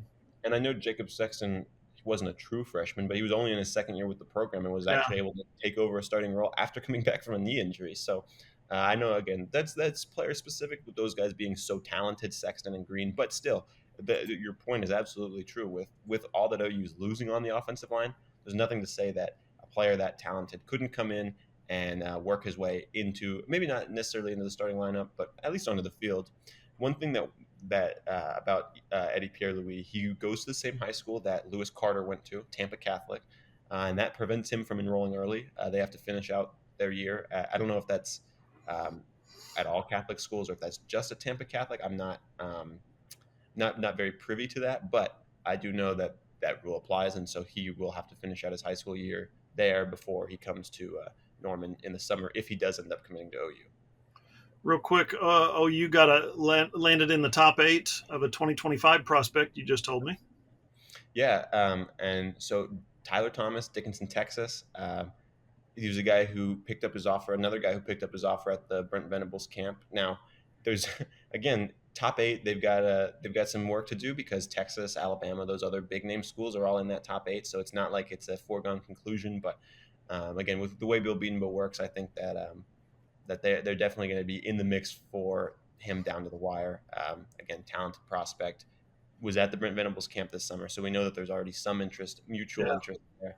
I think that as the 2025 class gets closer, that's another guy that OU will be in the mix for. But again, it's a long way to go. Yep. Let's talk some high school football. First of all, oh my God, I feel so bad for Andy Bass. God, I heard that and I just was like sick. Yeah. They're Swiss Army knife, super fast, strong kid, a jack of all trades, can play short yardage quarterback, coming in as a running back, might play slot receiver, who knows? Kick returner, who knows? Everything. Tore his ACL in the championship game last week. You were there. Tell us about it. Yeah, I mean, so first off, I just want to say, hopefully that Andy Bass has a speedy recovery. He's a phenomenal young man. I mean, it feels weird saying that because I know I'm not that old, but again, he's a great kid. He's super nice, very courteous, very self-aware.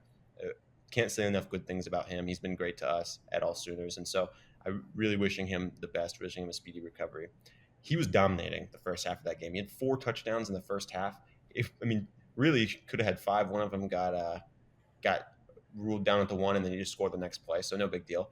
But he was, like you said, doing everything, running away from guy. The first drive of the game, he had a 49-yard run where he just broke through a few tackles and then just outran everyone else to the end zone. State champion in track, running a 10.5. That's another thing that really, really sucks about this for him, is that they probably won't be able to defend that state championship in track now either.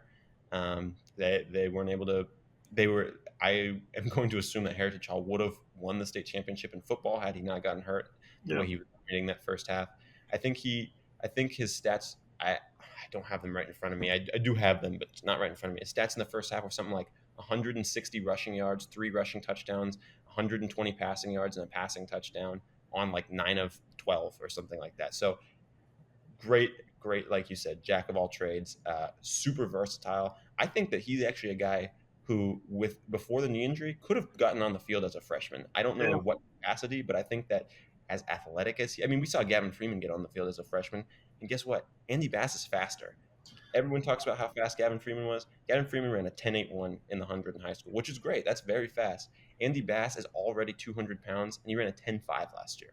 This is a guy with very, very good speed for his size. I think that whether it's, like you said, as a kick returner, as a slot receiver, a running back, even a short yardage, goal line specialty quarterback, I think that Andy Bass would have earned some reps on the field next year. Really sucks for him. I really hope that he's able to make a full recovery, because I think that he's a guy Sooner Nation would have really loved to see. Yeah, and he's close. He's nearby. I don't know. You said he's not enrolling early, or his plan originally wasn't to enroll early because he was going to run track, but maybe that can change. Maybe he can get on campus and start that rehab process a little sooner. Either way, he's going to be near. He's going to have immediate access to the OU medical team and the rehab specialists. So hopefully everything goes well for him. And by well, I mean within 9, 10, 11 months, he's back at 100%, like we've seen some guys be able to do. So that's my hope for him. I do also want to, real quick, I just want to mention, he told us in an interview before that his dad was a Marine, and that's where he kind of gets his work ethic from. Yeah. So I would imagine that while this is definitely a setback, he's not going to let it stop him, and he's going to do everything he can to get back to 100%. Kevin Sperry and his merry band of Carl Albert Titans won another state championship. For Sperry, he comes from, was it Rock Hill? And they weren't winning, losing wise last year. They weren't very good. He comes to Oklahoma and wins a state championship in his first year. Goes from 3-7 to undefeated state championship in year 1. That's pretty good. Yeah. They beat Del City, which again, I thought that would honestly be a better game. No disrespect to Del City, but I think the final score was 35-14. Del City made it really close early. They've got some phenomenal prospects on their sideline too. Rodney Fields, LaDainian Fields, those are both going to be Power 5 guys. I mean, Rodney Fields is committed to OSU, LaDainian Fields to TCU, and you can see why. Early on, those guys were putting on a show, but as the game went on, Carl Albert really settled in and just kind of took him to the woodshed. I mean, Kevin Sperry looked really comfortable. He threw 2 touchdowns and ran for a touchdown. Ironically, or maybe not so ironically, both of the touchdowns he threw were completed to OU commits. One was, I think, about 45-yarder to Xavier Robinson, who's the OU 2024 running back commit. The other one was probably similar, actually, 35 yards to Marcus James, who's a linebacker commit, plays tight end for Carl Albert, though. And really, Sperry just looked really comfortable. He was delivering the ball over the field. He finished the day with over 100 rushing yards. He really showed off that mobility, which we all knew he had, but it was good to see it on display, especially at such a high level, the state championship game. And so he's, again, just showed why he's rated as highly as he is, because showed off that arm strength, that touch. I mean, when he's putting the ball 40 yards downfield, it looks like he's barely flicking the wrist, right? It doesn't take a ton of effort for him to put the ball far down the field. And again, I think that after the game, he reaffirmed his commitment to OU. He said, I'm locked in with the Sooners as long as Brent Venables is there. I love Coach BV. I love Coach Luttrell. I love Coach Joe John. I'm excited he said he's built a relationship with them. And again, 2025 is a long way, but from what he said, I would say that it seems like Kevin Sperry is pretty locked in with OU at the moment. I think that at least, again, according to his own words, he's locked in with OU. And his teammate Xavier Robinson said the same thing. The talented 2024 running back, he said that he was actually going to get to Norman December 15th. I guess that's when he can start working out with Coach Schmidt. He said, I'm excited to get there December 15th and start working out, getting in the weight room with Coach Schmidt. I said that he'll be moving in January, so there's an early enrollee to keep an eye on in the 2024 class. But that's a guy who, again, had a phenomenal game. I think he scored 3 touchdowns himself, including the receiving touchdown. He also had, he did score 3 touchdowns. The receiving touchdown, he had a 3-yard short yardage touchdown, and then he broke a 46-yarder where he's just throwing guys off of him, pushing dudes out of the way. Check my Twitter or check AllSooners.com for all the highlights of that. It was pretty impressive. Trinae Washington had a good game in the state championship as well. He's an OU tight end commit. Who, again, if you want to know how athletic Trinae Washington is, tight end commit that's playing corner and safety in high school. Had 2 picks in the end zone in the state championship game. Pretty good. And then the fifth guy, and Marcus James had a good game at linebacker. I mentioned he caught the touchdown. At linebacker, he was hitting dudes pretty hard. He looked good out there. The fifth guy I'll mention, Tristan Haynes, who has an offer from OU, is not committed. But again, he's a guy that schools all over the country want. 4-star recruit, Alabama's in on him. A really coveted prospect. He played some good coverage. He was able to knock the ball away from LaDainian Fields deep down the field. He caught a 30, 40-yard pass himself. So he had a solid day too. So Sperry reaffirmed his commitment to Oklahoma. And this is with Jeff Lebby. Remember, a few days after Jeff Lebby leaves for Mississippi State, guy that he's spent 2 years being recruited by, building relationships by, he goes to Mississippi State. What does Kevin Sperry do? He comes out and reaffirms, I'm sticking with Oklahoma. So did Michael Hawkins, who is absolutely shredding Texas high school football playoffs right now. And so has Brendan Zurbrugg, who has confirmed that he's enrolling early at OU. He's going to be a January arrival as well. Yeah, and I mean, that's huge for the Sooners because we mentioned it that a lot of OU's position coaches were staying put. And so a lot of those guys you wouldn't really have to worry about decommitting or transferring because the coaches that recruited them, that coach them in practice every day are still there, right?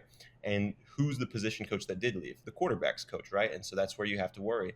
Of course, Dillon Gabriel into the transfer portal, we kind of expected that, or expected him to move on from OU somehow, maybe not the transfer portal. But, I mean, I think to know that your quarterback's coach left and you were able to keep all 3 of the committed recruits in their classes, I mean, that's the biggest victory you can get from that whole situation. So far, there's been 1 decommitment after the Jeff Lebby departure, and that's in a receiver group that was already pretty deep. Again, I'm not trying to say Dozie Ezukama is not a loss in that class, but you feel it less when you've got 4 other receivers committed, right? And so, again, yeah, going back to the quarterbacks, that's keeping those guys on board was the most important and I think most worrisome thing about Jeff Lebby leaving. But I think it's also important to mention that at the Saturday state championship games, which was Heritage Hall and Carl Albert, Seth Luttrell, Joe John Finley, Brent Venables, Ted Roof, DeMarco Murray, Jay Valai, all those guys were there.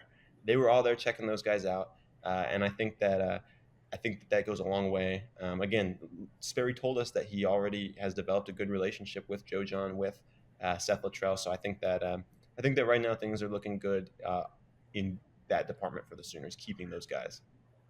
You know what would have been an absolute boss move is to roll that OU equipment truck, that 18-wheeler, up to the game, park it right out front of the stadium, and have Brent lead the staff of guys down the ramp.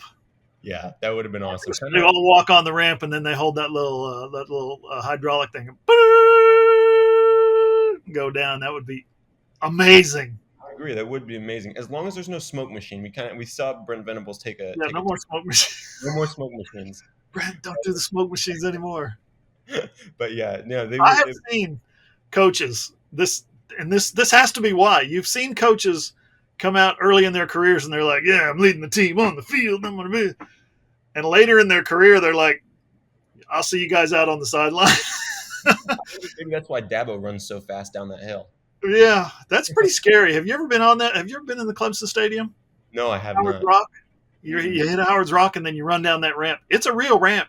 It's a steep angle. And I was down there and I'm like, I don't know that I could actually run down this thing and end up, not on my face at the bottom. Yeah, I'm sure they're not doing many smoke machines out of Howard Rock. I would hope not. All right, so you got a busy weekend coming up. Thursday, Friday, and Saturday, you're going to be traipsing around the Lone Star State following recruits. Next Thursday, Friday, Saturday. Thursday, Friday, Saturday. Okay, I'm a week ahead. So what are you off this weekend? No, actually, this weekend, never. This weekend will be at the final Oklahoma State championship game of the season. Kind of sad for me that Oklahoma high school football is done. I love Oklahoma high school football, but 2A state title game between Millwood and Washington. It's a rematch from last season. And 2A football, you might not think anything of it, but guess what? Jaden Nickens is a 4-star recruit who is a big-time prospect that OU's got committed in the 2025 class. He's joined Kevin Sperry in that 2025 class. In case you missed it, he had a game-winning kick return with 12 seconds left to beat Kiefer in the state semifinals, which, first off, why do you kick to the OU commit? You literally just do anything else when there's 12 seconds left in the game, but we'll table that discussion. So Jaden Nickens, fresh off of leading Millwood to the state title game. And then Washington, of course, they've got Nate Roberts, who OU is hard on the trail for. This is one of the top 70 players in the entire country, one of the top 2-3 tight ends in the nation, depending on what service you look at, from little old Washington, Oklahoma. But I promise, I've been there. I've seen him. He can play. That rating is much deserved for a kid who's 6'4", 235 pounds as a junior in high school. He moves well. He catches the ball well. He blocks nasty. It's definitely a guy that OU wants. I mean, at the semifinal game, not only was OU there, Penn State, Ohio State, tons of recruiting staffs were out there. In Washington, Oklahoma. Well, I guess they're at Southern Nazarene, but at Southern Nazarene to see in the cold, to see this small school tight end play. OU really, really wants Nate Roberts in that 2025 class. He was committed to Notre Dame, decommitted. We've seen him train with Elijah Thomas and Kevin Sperry, 2 OU commits in that 2025 class. OU's got a good chance. They need to close on him. So it'll be interesting to talk to him next Saturday, kind of see where he's at, maybe see when he's got a decision coming. But I think that getting to see both those guys in one game, it'll be really exciting. I'm happy to see that. Then we'll jump ahead to the next week where we'll be heading to Dallas to see Thursday, Friday, Saturday, see some OU recruits. There'll be plenty of guys out there. Like you mentioned, Michael Hawkins is still in the state playoffs, so he might be in the state championship. He's been, like you said, tearing it up. Jonathan Hatton in the 2026 class at Cibolo Steel. Steel's got a chance to be in the state title game too, so would love to go down there and talk to him. And a few other uncommitted guys that have OU offers might also be playing in the state title game. So exciting time for recruiting. Yeah, we got to get some FaceTime with Hawkins. Win or lose this week, we'll get some FaceTime with him next week and bring you the story and the video and the words and the pictures at allsooners.com. We might as well finish with this, Randall. The OSSAA, the Oklahoma Secondary Schools Activities Association, voted today to allow one free transfer in high school sports, meaning you've got an open door. You can transfer anywhere you want in the state of Oklahoma one time. Crazy. Like the OSSAA has been one of the most conservative on these types of decisions to transfers, and they're kind of hard asses when it comes to what's your hardship for coming into this district, and can you prove and can you provide not just electric bills and things like that, but I need to see you. I need a private detective that sees you getting on the bus every day and getting to that school that you say you're going to. They're really strict, and to allow this is really kind of a shock. Yeah, I agree. And not only does it allow you that free transfer, you don't have to live in the district. You don't have to sit out a year. You can just go where you want. Yeah. And I mean, while, some schools it'll have a bigger effect on than others, obviously. I mean, we've already seen the high school transfer portal in Oklahoma has been pretty active these past few off seasons. I mean, I'm not going to drop any names, obviously, of schools or players, but you can look around the state of Oklahoma. There's tons of guys who miraculously one off season go from one school to another. And again, kids looking for better opportunities. You don't want to put that on the kids. Nothing wrong with that. But it is crazy. It's interesting. And it'll change the high school football landscape in Oklahoma. There's plenty of guys in the state of Oklahoma who either will pick up OU offers or who already have an OU offer that this could affect, whether it's them changing schools or whether it makes their district easier, harder, whatever. I think it'll be really interesting. The first comment I saw was, oh, so everyone's going to be playing at Bixby. Well, you and I mentioned it. Bixby doesn't need that. Bixby's going to win anyway. Yeah. So it'll be interesting. There will be a few schools. I'm not going to say it on air, but I can tell you which schools are going to be the most impacted positively and negatively by this. So it'll just be interesting to see what happens. I think there'll definitely be more, and I think there'll definitely be more super teams in the state of Oklahoma. My homies in Ada need to get it together. It's been long enough that we've been chasing that next state championship. We need to get the NIL money together in Ada. Some NIL money together in Ada. And listen, people used to accuse us of recruiting it all the time. You guys recruit in Ada. Well, it's okay to do it now. Let's get to recruiting. Come on, Cougs. It's time to start stacking stadies again, right? I will say Ada had a good year this year, so maybe it's in the works. They're close, getting closer. We like winning better than losing. That's for damn sure. Good stuff, Randall. Appreciate it, man. Yeah, thanks, Hoof. Thank you all for listening. We'll be back next week on the AllSooners Podcast. You can find that show and all of our shows on Apple, Google, Spotify, Podbean, iHeart, anywhere you get your podcast. If you have an Amazon-enabled device, just say, Alexa, play the AllSooners Podcast. It's also posted on our website, allsooners.com. Just click on the player and listen on your phone, your tablet, or your computer. And all of our shows are posted on my YouTube channel, John Hoover Media, for Ryan Chapman, for Randall Sweet. I am John Hoover. See you guys.